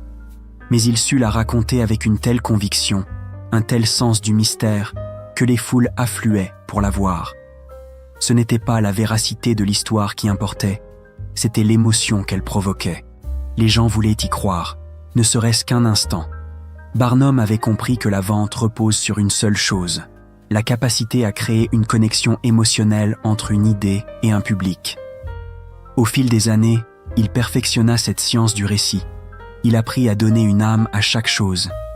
Lorsqu'il ouvrit son musée américain à New York, il ne se contenta pas d'y exposer des objets étranges ou des curiosités naturelles. Il transforma l'endroit en un théâtre permanent de l'émerveillement. Chaque pièce avait une histoire, chaque objet était accompagné d'une légende, d'un récit fascinant. Le visiteur n'achetait pas un simple billet d'entrée, il achetait une aventure. Et cette aventure commençait dès l'affiche, dès la rumeur qui courait dans la rue. Barnum fut sans doute le premier à comprendre la puissance de la communication émotionnelle. Il savait que la valeur perçue d'un produit dépend plus du sentiment qu'il inspire que de son utilité réelle. Ce principe, aujourd'hui central dans le marketing moderne, il l'appliquait instinctivement. Il disait que, pour vendre quelque chose, il faut d'abord capturer l'attention, ensuite l'imagination, et enfin le cœur. Son génie tenait à cette compréhension profonde du psychisme humain. Les gens veulent croire qu'ils achètent un fragment de bonheur, une part de rêve, une promesse d'exception. Mais Barnum n'était pas un manipulateur. Contrairement à ce que certains de ses détracteurs ont pu dire, il n'utilisait pas l'illusion pour tromper, mais pour inspirer. Il savait que la satisfaction du client était la clé de toute réussite durable. Tromper une fois, c'est perdre à long terme. Enchanter sincèrement, c'est fidéliser pour toujours. Son secret résidait donc dans la cohérence entre la promesse et l'expérience. Il promettait l'extraordinaire, et il le livrait. Pas toujours sous la forme attendue, mais toujours avec un sentiment d'émerveillement. Barnum disait souvent qu'un bon vendeur n'impose pas un produit, il révèle un désir. Tout être humain, même celui qui prétend ne rien vouloir acheter, cherche à être ému, reconnu ou surpris. Le rôle du vendeur est de comprendre ce besoin profond, parfois caché, et d'y répondre de manière honnête mais créative. Pour cela, Barnum observait les gens avec une attention d'artiste. Il étudiait leurs gestes, leurs réactions, leurs conversations. Il savait écouter. C'est ainsi qu'il pouvait ajuster ses discours, ses affiches, son ton, pour parler non pas à la raison du public, mais à son imaginaire. L'un des grands principes de Barnum était que le monde veut être amusé. Cela ne signifiait pas que tout devait être superficiel, mais que toute vente, toute idée, devait comporter une dimension de plaisir, d'évasion. Il savait qu'un produit peut être utile, mais s'il n'est pas présenté de manière vivante, il meurt dans l'indifférence. Il appliquait donc à tout ce qu'il faisait une mise en scène subtile. Chaque lancement, chaque campagne, chaque spectacle devenait une histoire à raconter. Il donnait du relief à la banalité, du mystère à l'évidence. Dans ses écrits, Barnum mettait en garde contre ceux qui croient que la vente est une simple question de persuasion. Selon lui, persuader sans comprendre, c'est forcer la main. Convaincre en comprenant, c'est ouvrir le cœur. Il encourageait les jeunes entrepreneurs à étudier la nature humaine plus que la technique de vente. Il disait qu'un bon vendeur doit être un psychologue, un conteur, et parfois même un poète. Parce qu'au fond, vendre, c'est faire ressentir la beauté d'une idée. Barnum n'avait pas peur d'exagérer certains détails dans ses publicités, mais il le faisait avec humour et bienveillance. Il savait que la curiosité est une force puissante. Ses campagnes étaient pleines de phrases mystérieuses, de promesses audacieuses, d'exclamations intrigantes. Il utilisait le langage comme un levier émotionnel, une musique qui attirait les gens. Et quand ils arrivaient, il s'assurait que le spectacle soit à la hauteur de leurs attentes. C'est là que se jouait sa véritable crédibilité. L'art de vendre, pour lui, ne s'arrêtait pas à la séduction. Il se poursuivait dans la satisfaction. Ce qui rend la méthode de Barnum si moderne, c'est qu'il avait compris avant tout le monde la notion d'expérience client. Pour lui, chaque contact avec le public devait être mémorable. Il disait qu'un client satisfait devient votre meilleur vendeur, car il raconte votre histoire à d'autres. Il misait donc sur le bouche à oreille, sur le pouvoir de la rumeur, sur l'émotion partagée. Il savait qu'une bonne réputation se construit moins par les affiches que par les souvenirs qu'on laisse dans l'esprit des gens. Mais ce qui distingue surtout Barnum, c'est sa croyance que tout se vend mieux quand c'est porteur de sens. Il ne cherchait pas seulement à écouler des produits ou des spectacles, il voulait provoquer une émotion collective, créer un lien. Dans son musée, il réunissait des gens de toutes classes sociales, il faisait naître un sentiment d'unité par la curiosité et l'émerveillement. Son art de vendre était donc aussi un art de rassembler. Barnum nous montre que la vente n'est pas un acte égoïste, mais un échange d'énergie. Quand un vendeur croit profondément en ce qu'il propose, cette conviction devient contagieuse. C'est cette sincérité qui crée la confiance. Et la confiance, disait-il, est la monnaie la plus précieuse au monde. Plus précieuse que l'or, car elle ne s'achète pas, elle se mérite. Chaque fois qu'il lançait un nouveau projet, il savait que son nom, sa parole, son image étaient en jeu. Il vendait donc avec son âme, pas seulement avec ses mots. Dans notre monde moderne, saturé de publicité et de promesses, les principes de Barnum résonnent plus fort que jamais. Il nous rappelle que vendre, c'est d'abord comprendre. Comprendre ce que l'autre cherche, ce qu'il craint, ce qu'il espère. C'est écouter avant de parler. C'est offrir avant de demander. Et surtout, c'est raconter avant de convaincre. Les produits changent, les technologies évoluent, mais l'être humain reste le même. Il veut qu'on lui parle à son cœur. Le génie de Barnum n'était pas de manipuler les foules, mais de les comprendre. Il savait que la plus belle des ventes n'est pas celle qui enrichit le vendeur, mais celle qui satisfait le client au point de lui donner envie de revenir. Il a bâti tout son empire sur cette idée simple mais profonde. donner plus que ce que les gens attendent, et cette générosité stratégique fut la clé de sa prospérité. Barnum nous enseigne enfin une vérité fondamentale. Dans le commerce comme dans la vie, la sincérité est la meilleure stratégie. On peut séduire un public par des artifices, mais on ne le garde que par la valeur réelle de ce qu'on offre. Son art de vendre reposait donc sur une alchimie subtile entre la passion, la créativité et l'honnêteté. Il ne vendait pas des objets, il vendait une vision du monde. Et cette vision, encore aujourd'hui, continue d'inspirer des générations d'entrepreneurs, de créateurs et de rêveurs. Car au fond, vendre, c'est croire. Croire en ce qu'on propose, croire en son public, croire que chaque échange peut être un moment de magie. C'est cette foi, indestructible et contagieuse, qui fit de P.T. Barnum non seulement un marchand d'idées, mais un bâtisseur d'émotions. Et c'est peut-être là la plus grande leçon de son livre. Celui qui apprend à vendre avec son cœur finit toujours par gagner, même bien au-delà de l'argent. Chapitre 7. La générosité comme levier de prospérité. P.T. Barnum disait souvent que la richesse n'a de sens que si elle circule. Pour lui, l'argent n'était pas un trésor qu'on enferme, mais un courant qu'on entretient.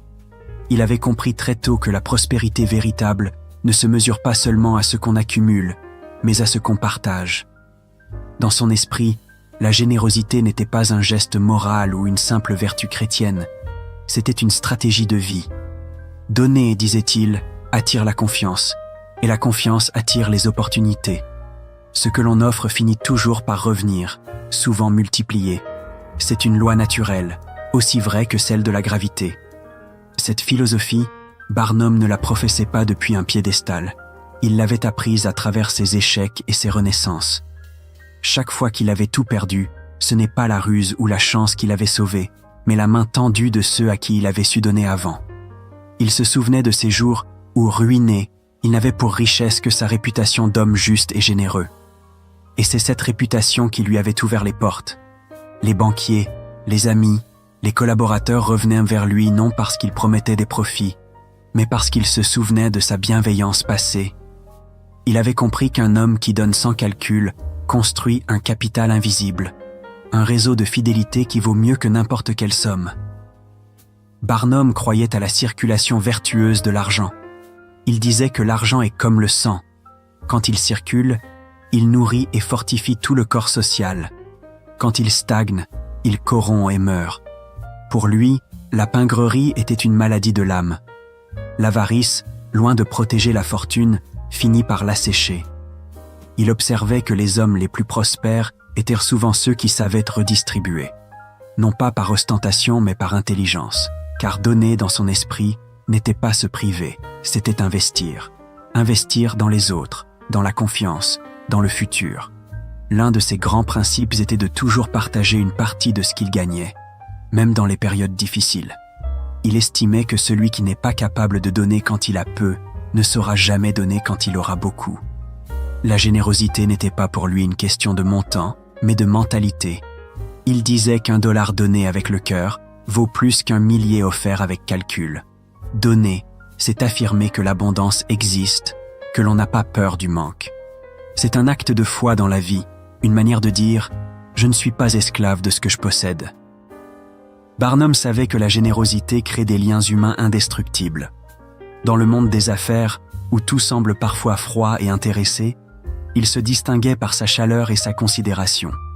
Il traitait bien ses employés, offrait des primes, récompensait la loyauté. Il disait que le meilleur investissement d'un entrepreneur, c'est le bien-être de ceux qui travaillent pour lui. Parce qu'un homme heureux produit mieux, pense mieux et reste fidèle. Dans ses spectacles comme dans ses musées, il veillait à ce que chacun se sente reconnu. Cette humanité sincère, perceptible à travers chaque détail, se répercutait sur son succès. Ses collaborateurs étaient fiers de travailler pour lui, et son public le sentait. Il appliquait aussi ce principe dans ses relations avec ses concurrents. Là où d'autres voyaient la compétition comme une guerre, lui y voyait un terrain d'échange. Il n'hésitait pas à féliciter un rival, à prêter du matériel, à encourager les jeunes talents. Beaucoup de ceux qui l'avaient aidé devinrent plus tard ses alliés ou ses soutiens. Barnum avait compris que dans le monde des affaires, comme dans la vie, la coopération rapporte plus que la rivalité, et la générosité est le ciment de cette coopération. Mais il savait aussi que donner ne signifie pas se laisser exploiter. Sa générosité n'était pas naïve. Il savait poser des limites, refuser les profiteurs, se protéger des flatteurs. Donner, pour lui, c'était agir avec discernement, choisir où placer son énergie et son argent pour que cela ait un sens. Il faisait la différence entre aider et s'épuiser, entre offrir et s'oublier. C'est ce qu'il appelait la générosité intelligente, celle qui nourrit la confiance sans nourrir la dépendance. Barnum racontait souvent qu'il avait vu des fortunes disparaître non pas à cause de la malchance, mais à cause de la peur de partager. Des hommes qui, par crainte de perdre, gardaient tout, contrôlaient tout et finissaient par s'isoler. Il disait que l'argent, comme l'eau, devient toxique quand il ne circule plus. Celui qui retient trop finit par étouffer sous le poids de ce qu'il croit posséder.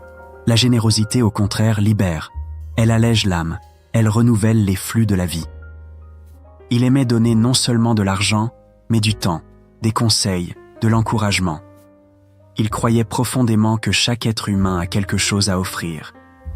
La parole, la présence, la bienveillance sont aussi des formes de richesse. Il se souvenait des années de sa jeunesse, quand il n'avait rien d'autre à donner qu'un sourire ou une idée, et il affirmait que c'est cette attitude qui avait attiré vers lui la chance. La générosité, selon lui, n'attend pas la richesse. Elle la crée. Parce qu'en donnant, on attire naturellement ce que l'on rayonne. Dans ces dernières années, alors qu'il était devenu un homme célèbre et fortuné, Barnum consacra une partie de sa fortune à des œuvres sociales, des bibliothèques, des écoles. Il voulait rendre à la société ce qu'elle lui avait permis d'obtenir. Mais plus encore, il voulait transmettre l'idée que la prospérité partagée est plus solide que la richesse individuelle. Il disait qu'un homme riche dans un monde pauvre est un homme pauvre entouré d'illusions. La véritable abondance pour lui, c'était de participer au bien commun. Ce qu'il défendait au fond, c'était une vision de l'économie comme un organisme vivant. Si chaque individu cherche seulement à accumuler, le système se bloque. Si chacun contribue, même un peu, tout s'élève. La générosité crée un mouvement d'élévation collective qui profite à tous. Barnum y voyait une loi presque spirituelle. Ce que tu donnes te revient, parce que le monde ne supporte pas le vide. Il croyait à la réciprocité naturelle des choses, à cette sorte d'équilibre invisible qui récompense ceux qui savent ouvrir la main. Et il ne s'agissait pas seulement de donner dans les bons moments. Il insistait sur le fait que c'est dans la difficulté qu'il faut continuer à partager, parce que c'est là que se révèle la vraie foi dans la vie. Il racontait qu'après l'incendie de son musée, alors qu'il venait de tout perdre, il avait offert de l'aide à un vieil employé sans ressources. Quelques semaines plus tard, cet homme, reconnaissant, le mit en contact avec un investisseur qui lui permit de se relancer. Cette histoire, il la répétait souvent pour rappeler que chaque acte généreux est une graine dont on ignore la récolte, mais dont la germination est inévitable. Barnum n'idéalisait pas la pauvreté, ni ne méprisait la richesse. Il voyait simplement l'argent comme un outil, un instrument de liberté et d'action. Et comme tout outil, il ne prend sens que par l'usage qu'on en fait. L'argent qui dort est inutile, l'argent qui circule crée de la vie. Donner pour lui, c'était remettre l'énergie en mouvement. Il voyait dans la générosité une force magnétique. Plus on donne, plus on attire. Non pas par magie, mais parce que celui qui donne se place naturellement au centre du réseau humain, là où passent les échanges, les idées, les opportunités. Il disait que la générosité est la plus rentable des vertus, parce qu'elle multiplie les contacts, les amitiés, les occasions. Celui qui aide devient une référence, un point de confiance. Et dans le monde des affaires, la confiance vaut plus que l'argent. Les gens veulent travailler avec ceux qu'ils respectent, et on ne respecte jamais autant que celui qui partage. Ainsi, la générosité n'était pas seulement un idéal moral pour Barnum, mais une stratégie d'influence positive. Elle faisait de lui un aimant social et économique. Aujourd'hui encore, ce principe conserve toute sa force. Dans un monde dominé par la compétition et la peur du manque, la générosité semble parfois naïve. Et pourtant, elle reste le plus sûr des investissements. Donner, c'est semer dans le terrain des autres pour que la moisson revienne vers soi, enrichie, transformée. La générosité authentique n'appauvrit jamais. Elle éduque le cœur, elle élargit l'horizon, elle prépare les rencontres que le calcul ne permet pas. Barnum a prouvé que la prospérité durable repose sur la circulation de la richesse.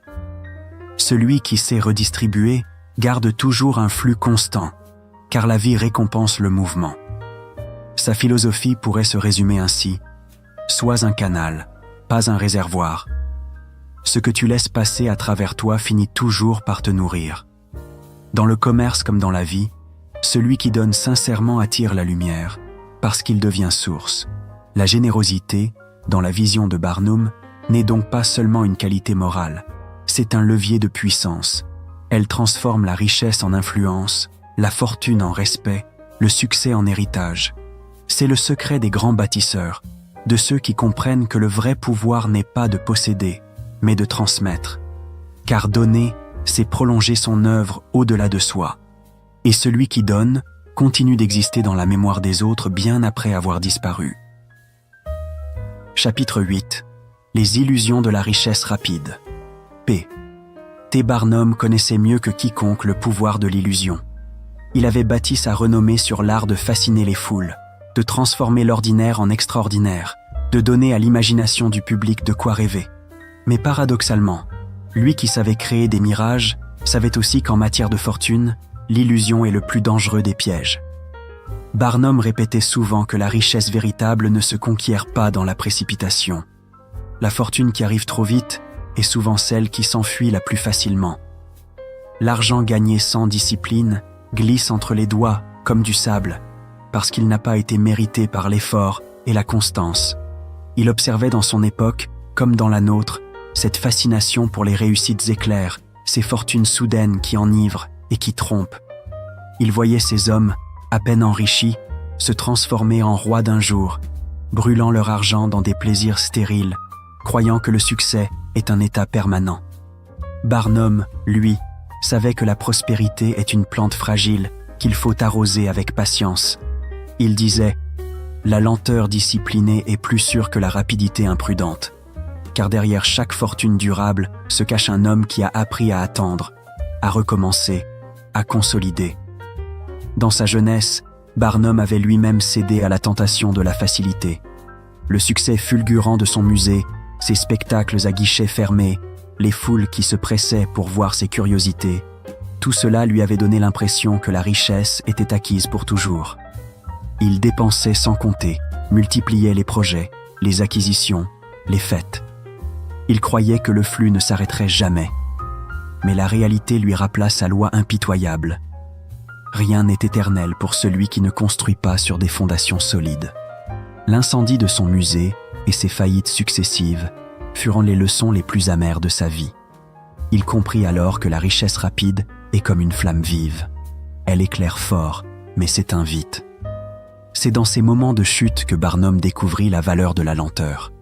Il comprit que la véritable prospérité se construit comme une cathédrale, pierre après pierre, année après année. Rien de grand ne s'élève dans la hâte. Il disait que la fortune obtenue sans effort est une illusion dangereuse, car elle prive l'homme du travail intérieur qui donne un sens à la réussite. La richesse sans discipline engendre la vanité, et la vanité précède la chute. Ce qu'il respectait le plus chez un homme, ce n'était pas la quantité de son or, mais la qualité de son parcours. Pour Barnum, l'impatience était l'un des pires ennemis de la réussite.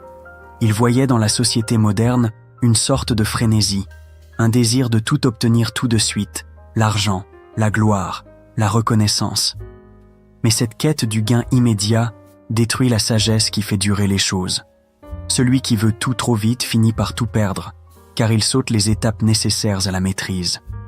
Il ne bâtit rien de solide, il ne comprend pas les cycles, il ne connaît ni l'attente ni la stratégie. L'impatience est une forme de pauvreté déguisée, disait-il, parce qu'elle empêche l'esprit d'acquérir la véritable richesse, la connaissance de la valeur des choses. Barnum aimait rappeler qu'un homme qui hérite d'une fortune, sans en avoir appris les lois, est semblable à un enfant qui joue avec une machine puissante. Il finira par la briser. L'argent ne se garde pas avec la chance, mais avec la compréhension. Ceux qui s'enrichissent trop vite croient avoir trouvé un raccourci, mais ils n'ont fait que contourner les étapes formatrices. Ils ignorent la discipline, le doute, la rigueur, ces vertus silencieuses qui protègent les grands patrimoines. La lenteur n'est pas un frein, c'est une force. Elle apprend la patience, la prudence, la lucidité. Il se moquait parfois de ces nouveaux riches de son temps, dont la fortune était aussi fragile que leur orgueil. Ils achetaient des chevaux, des vêtements somptueux, des maisons gigantesques, croyant que le luxe prouvait leur valeur. Mais pour Barnum, le luxe prématuré était une maladie de l'âme. Il disait « Ce n'est pas le luxe qui rend heureux, c'est la maîtrise qu'on en a. L'homme qui dépense pour paraître riche prouve seulement qu'il ne l'est pas intérieurement. Il court après une image, un reflet, une approbation. La véritable richesse, elle, se passe de spectacle. Elle se reconnaît au calme, à la sécurité intérieure, à la capacité de dire non aux excès. » Barnum savait que la lenteur disciplinée forge une stabilité qu'aucune fortune rapide ne peut offrir. Celui qui apprend à gagner petit à petit développe une sagesse, une vigilance. Il sait d'où vient chaque pièce, il respecte chaque dollar. Ce respect engendre la durabilité. La richesse rapide, au contraire, engendre la négligence. Quand tout arrive sans effort, tout semble facile et l'on croit que cela durera toujours. C'est là que commence la chute. Il observait que les plus grandes faillites naissent non de la malchance, mais de la précipitation et de l'illusion de contrôle. Il aimait aussi rappeler que le véritable luxe, c'est la liberté et non la dépense. L'homme qui court après les signes extérieurs de richesse devient l'esclave de ses apparences. Il travaille non plus pour vivre, mais pour entretenir l'image qu'il a créée. Barnum, lui, avait appris à distinguer la gloire du paraître et la paix du posséder. Après ses revers, il vécut plus simplement, plus prudemment, tout en continuant à créer.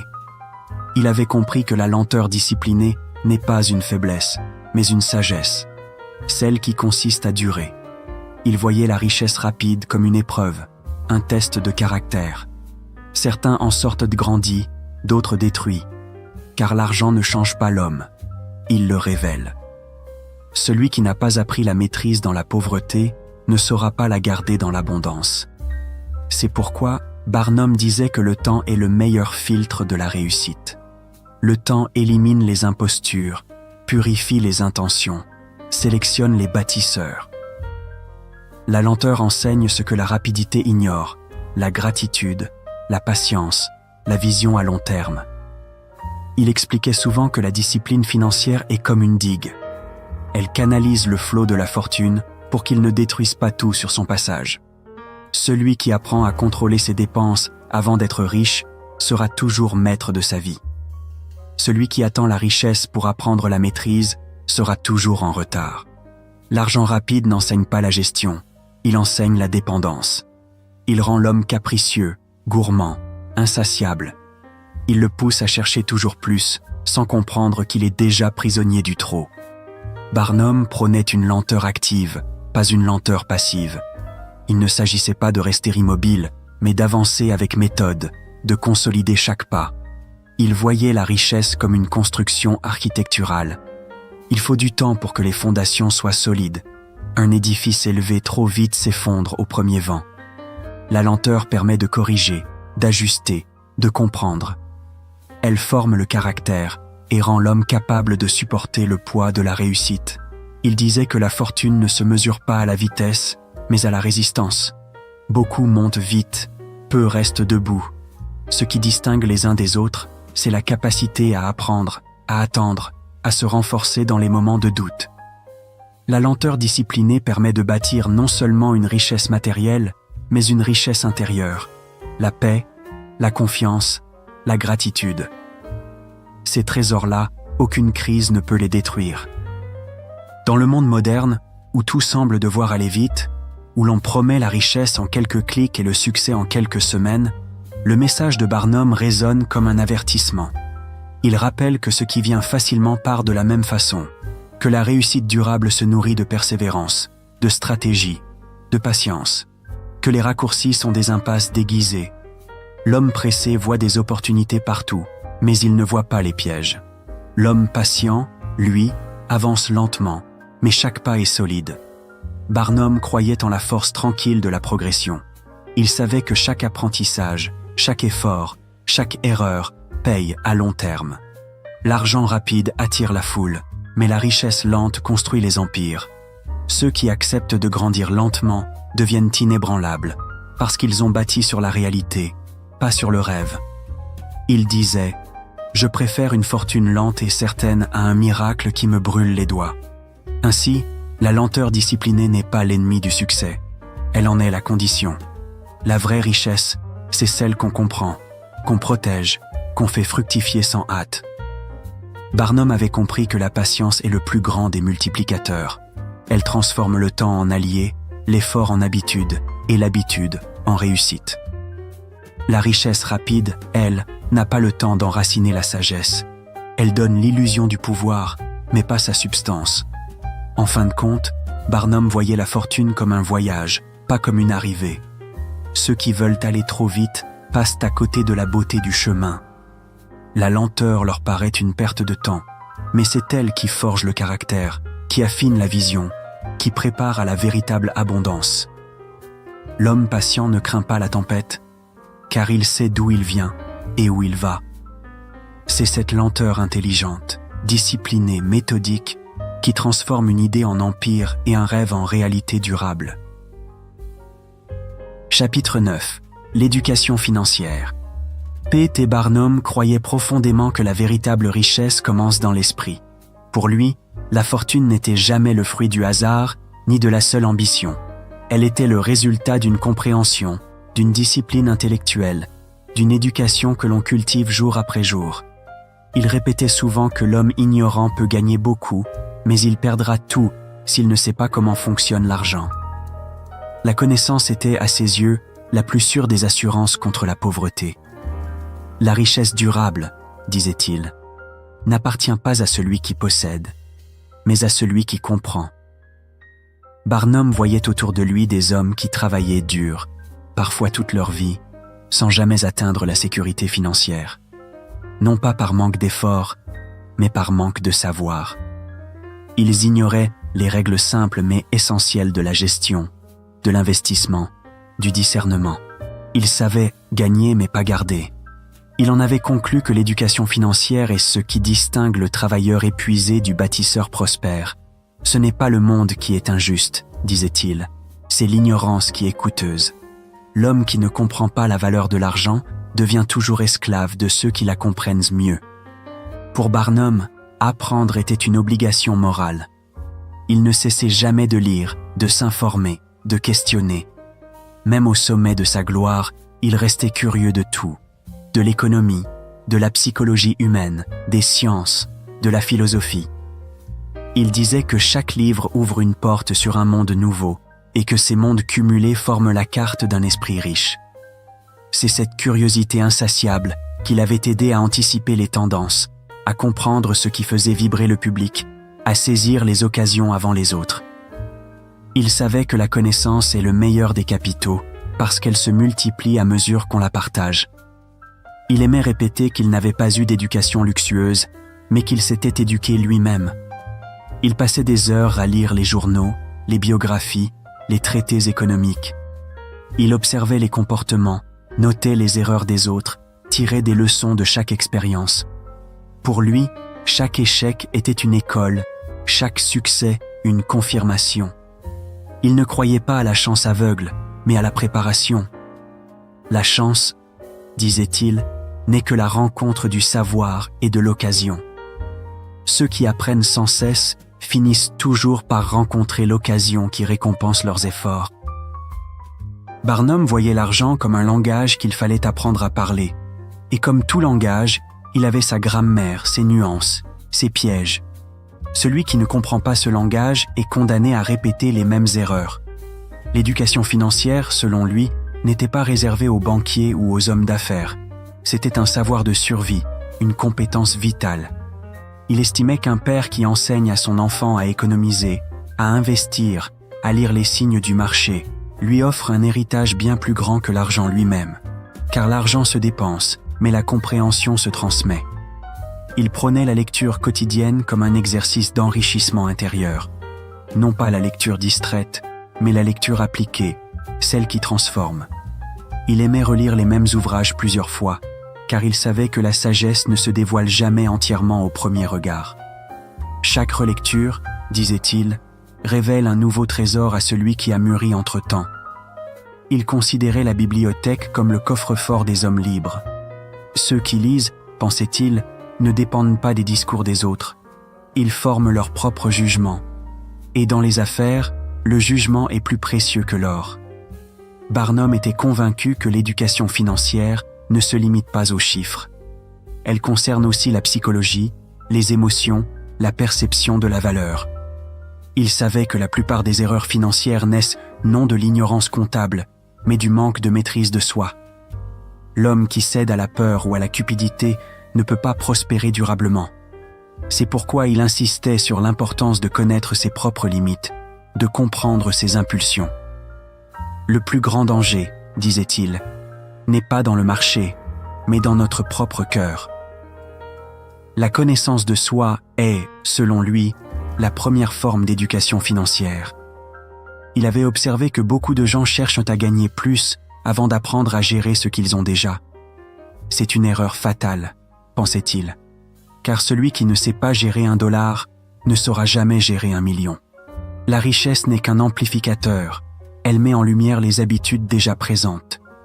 C'est pourquoi Barnum recommandait de cultiver très tôt les bonnes pratiques, économiser, planifier, investir prudemment, éviter les dettes inutiles. Ces habitudes, disait-il, valent plus que n'importe quel revenu. Elles forment le squelette invisible de toute réussite durable.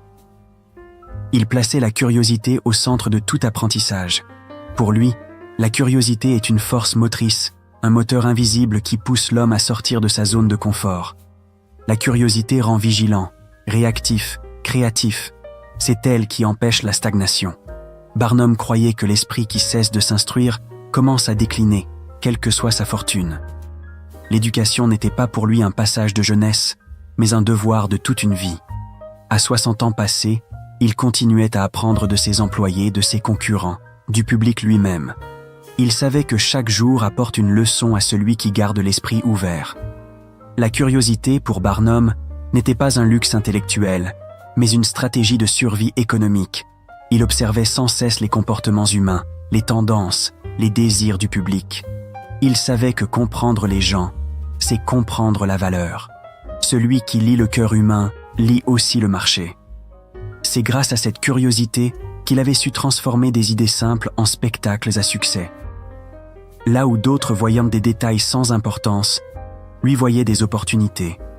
Cette capacité d'observer, d'apprendre, d'expérimenter était la clé de son génie. Barnum affirmait que l'éducation financière ne finit jamais, parce que l'économie change, les sociétés évoluent, et les règles d'hier deviennent vite obsolètes. Celui qui s'endort sur ses acquis finit toujours dépassé. Il admirait les esprits qui restaient flexibles, capables de se réinventer. Il disait que la stagnation intellectuelle est une forme lente de faillite. Pour lui, le véritable investisseur, c'est celui qui investit d'abord dans sa tête. Les livres, les formations, les discussions, les voyages, tout ce qui nourrit l'intelligence est une forme de capital. L'argent suit toujours la connaissance, jamais l'inverse.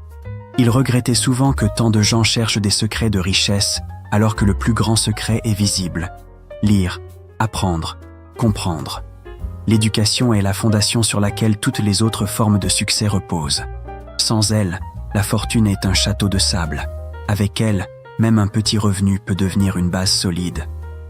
Barnum avait vu des hommes sans instruction perdre leur fortune, et d'autres, partis de rien, devenir prospères, simplement parce qu'ils avaient appris à penser différemment. Le savoir, disait-il, transforme la pauvreté en promesse. Il insistait aussi sur le rôle de la transmission. L'éducation financière n'a de sens que si elle circule, si elle élève les autres. Il encourageait les parents, les maîtres, les entrepreneurs à enseigner ce qu'ils savaient. Parce qu'en partageant la connaissance, on la renforce.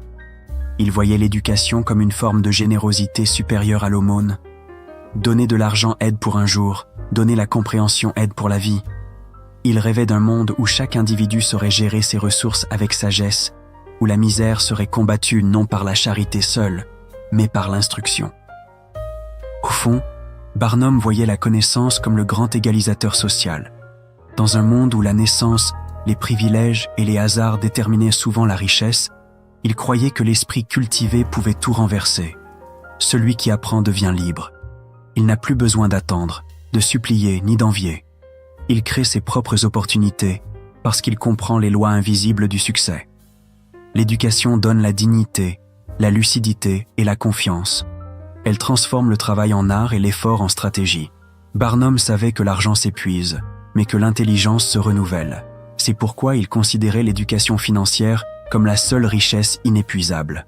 Celui qui sait comment créer de la valeur ne craint ni la faillite, ni les crises. Il peut tout recommencer, car il porte sa fortune en lui. C'est là le secret des hommes vraiment prospères. Leur richesse ne dort pas dans une banque, elle vit dans leur esprit. En fin de compte, Barnum nous laisse une leçon simple mais essentielle. Celui qui cesse d'apprendre cesse de grandir. Et celui qui cesse de grandir commence à perdre, même s'il possède déjà beaucoup. La lecture, la curiosité, la réflexion, voilà les vraies sources de la prospérité. L'éducation n'est pas seulement un moyen de s'enrichir, c'est une manière de vivre avec intelligence, de comprendre la valeur avant de la posséder et de faire de chaque expérience un pas vers une sagesse plus grande. Barnum l'avait compris. L'homme instruit n'est jamais pauvre, car son esprit est un trésor que rien ne peut lui ôter. Chapitre 10. Le bonheur au-delà de l'argent. Pour P.T. Barnum, la richesse n'a jamais été une fin en soi. L'argent n'était pour lui qu'un instrument, un moyen d'expression, un levier pour accomplir quelque chose de plus grand, la liberté et l'utilité sociale. Il disait souvent que l'homme qui travaille uniquement pour accumuler finit prisonnier de ses possessions. Il amasse sans jouir, dépense sans gratitude et meurt sans avoir vraiment vécu. Barnum considérait que la fortune n'a de valeur que lorsqu'elle améliore la vie, la sienne et celle des autres. Sans but noble, l'or perd tout éclat. Il avait vu trop d'hommes courir après la richesse comme on court après une illusion, croyant qu'au bout du chemin se trouve la paix. Mais plus ils gagnaient, plus ils semblaient vides. Leur palais devenait leur prison, leur désir leur chaîne. Barnum comprenait que l'argent, livré à lui-même, ne comble rien. Il peut acheter du confort, jamais la sérénité. Il peut multiplier les plaisirs, mais il ne remplace pas la joie. C'est pourquoi il affirmait que la véritable réussite consiste à vivre libre, c'est-à-dire à ne dépendre d'aucune illusion. Pour lui, la liberté ne signifiait pas l'absence de travail, mais la maîtrise de son temps et de ses choix. L'homme libre, disait-il, n'est pas celui qui ne travaille plus, mais celui qui choisit son œuvre. L'argent doit servir à cela. Acheter du temps pour créer, penser, aimer, contribuer. Un esprit lucide sait que la fortune est fragile, qu'elle va et vient comme le vent. Mais ce que l'on fait avec elle, ce qu'elle permet de bâtir ou de transmettre, voilà ce qui reste. Barnum mesurait la richesse non en pièces, mais en impact. Il attachait une importance immense à la moralité dans les affaires. Pour lui, la prospérité durable ne peut exister sans droiture. Il affirmait qu'un profit né de la tromperie finit toujours par coûter plus cher que ce qu'il rapporte. L'homme rusé gagne rapidement, mais perd la paix intérieure. L'homme honnête avance plus lentement, mais construit sur du roc. Barnum avait compris que la confiance du public, une fois perdue, ne se rachète pas. Il préférait 1000 fois un succès modeste mais propre, qu'une fortune bâtie sur le mensonge. L'argent a une odeur, disait-il, et le cœur humain l'aperçoit toujours. Dans ces dernières années, Barnum parlait souvent du devoir moral des riches. Il disait que la fortune est une responsabilité, pas une excuse pour l'orgueil. L'homme prospère a l'obligation morale de faire fructifier sa richesse pour le bien commun. Donner, encourager, instruire, inspirer. Voilà selon lui les usages nobles de l'argent. Ce n'est pas la quantité du don qui compte, mais la qualité de l'intention. Une pièce donnée avec compassion a plus de valeur qu'une fortune donnée pour être admirée.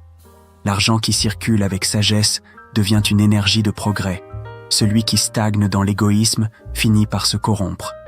Barnum n'était pas un saint ni un philosophe enfermé dans ses idées. C'était un homme d'affaires, un stratège, un rêveur pragmatique. Mais au fond de lui, il savait que la vie ne se mesure pas à la longueur du compte bancaire. Il avait connu les faillites, la honte, les critiques, et avait appris à relativiser. Il disait que l'argent perdu se regagne toujours, mais qu'un cœur desséché ne se ranime pas. La vraie richesse, c'est de garder la capacité d'aimer, de rire, de s'émerveiller. C'est d'avoir assez pour être utile, et pas trop pour se perdre. Barnum croyait à la sagesse comme contrepoids à la fortune. La richesse matérielle, sans la sagesse pour la guider, devient un poison lent.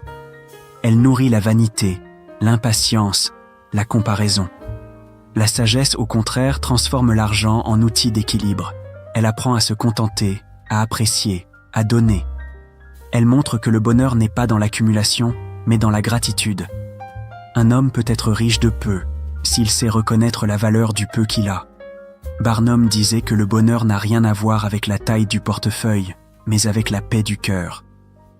Il observait avec tristesse les nouveaux riches de son époque, pressés de montrer leur fortune, incapables d'en goûter la substance.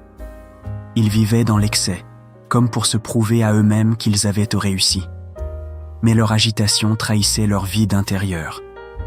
Barnum, lui, préférait la simplicité raffinée, le plaisir calme, la beauté discrète. Il pensait que le luxe authentique, c'est d'avoir le choix, celui de dire non, de ralentir, de refuser les compromissions. La vraie richesse, c'est de ne pas être obligé. Il parlait souvent du lien entre bonheur et utilité. L'homme heureux, selon lui, est celui qui se sent utile, même modestement. Le bonheur sans utilité est une illusion molle, une forme de paresse de l'âme. Barnum trouvait sa joie dans la création, dans le fait de produire quelque chose qui émerveille, qui élève, qui amuse le monde. Son cirque n'était pas seulement une entreprise, c'était une œuvre d'art populaire, une façon de rendre la vie plus légère. Il avait compris que donner de la joie aux autres enrichit intérieurement celui qui la donne. Pour Barnum, la moralité n'était pas un frein aux affaires, mais leur boussole.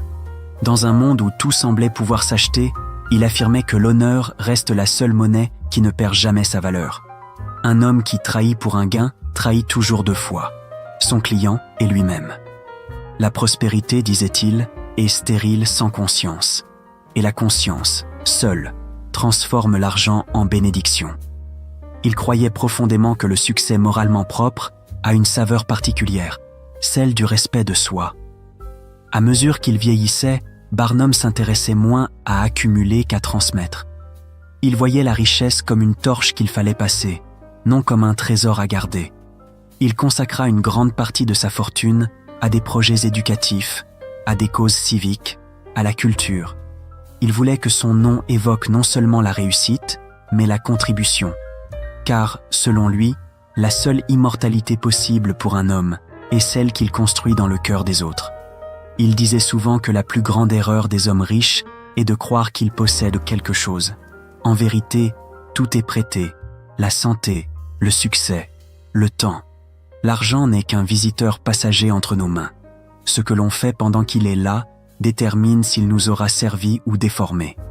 Celui qui comprend cela cesse de courir et commence à vivre. La sagesse, c'est d'utiliser la richesse comme un instrument de liberté et non comme une idole d'asservissement. Barnum voyait la vie comme une balance subtile entre ambition et contentement. Il disait qu'il faut assez d'ambition pour avancer et assez de sagesse pour savoir s'arrêter. L'homme qui ne sait pas s'arrêter ne sera jamais riche, car il confond mouvement et progrès. L'argent, lorsqu'il est bien compris, ne rend pas avide, il rend libre. Et la liberté, pour Barnum, était le vrai but de toute réussite. Le bonheur, dans sa vision, ne résidait pas dans les possessions, mais dans la clarté intérieure. C'est l'harmonie entre le désir et la gratitude, entre le rêve et la réalité. L'homme heureux est celui qui a trouvé un sens à son effort, une paix dans son action, une joie dans son partage. L'argent n'est qu'un serviteur, le cœur en est le maître. Ainsi, Barnum nous laisse une ultime leçon. On peut tout perdre et rester riche si l'on garde la sagesse et la dignité. La fortune passe, mais le bonheur demeure dans l'âme de celui qui a compris que l'or ne brille vraiment que lorsqu'il éclaire la vie des autres. Le but de la richesse n'est pas de tout posséder, mais de ne plus être possédé par rien. Et dans ce détachement lucide, dans cette liberté conquise, réside la seule forme de richesse que la mort elle-même ne peut pas reprendre. Conclusion. En parcourant les pages de l'art de gagner de l'argent, une vérité simple se dégage, intemporelle et universelle. La richesse durable se bâtit sur la discipline, la réputation et la sagesse. Tout le reste, la chance, le talent, les opportunités, n'en sont que les conséquences naturelles.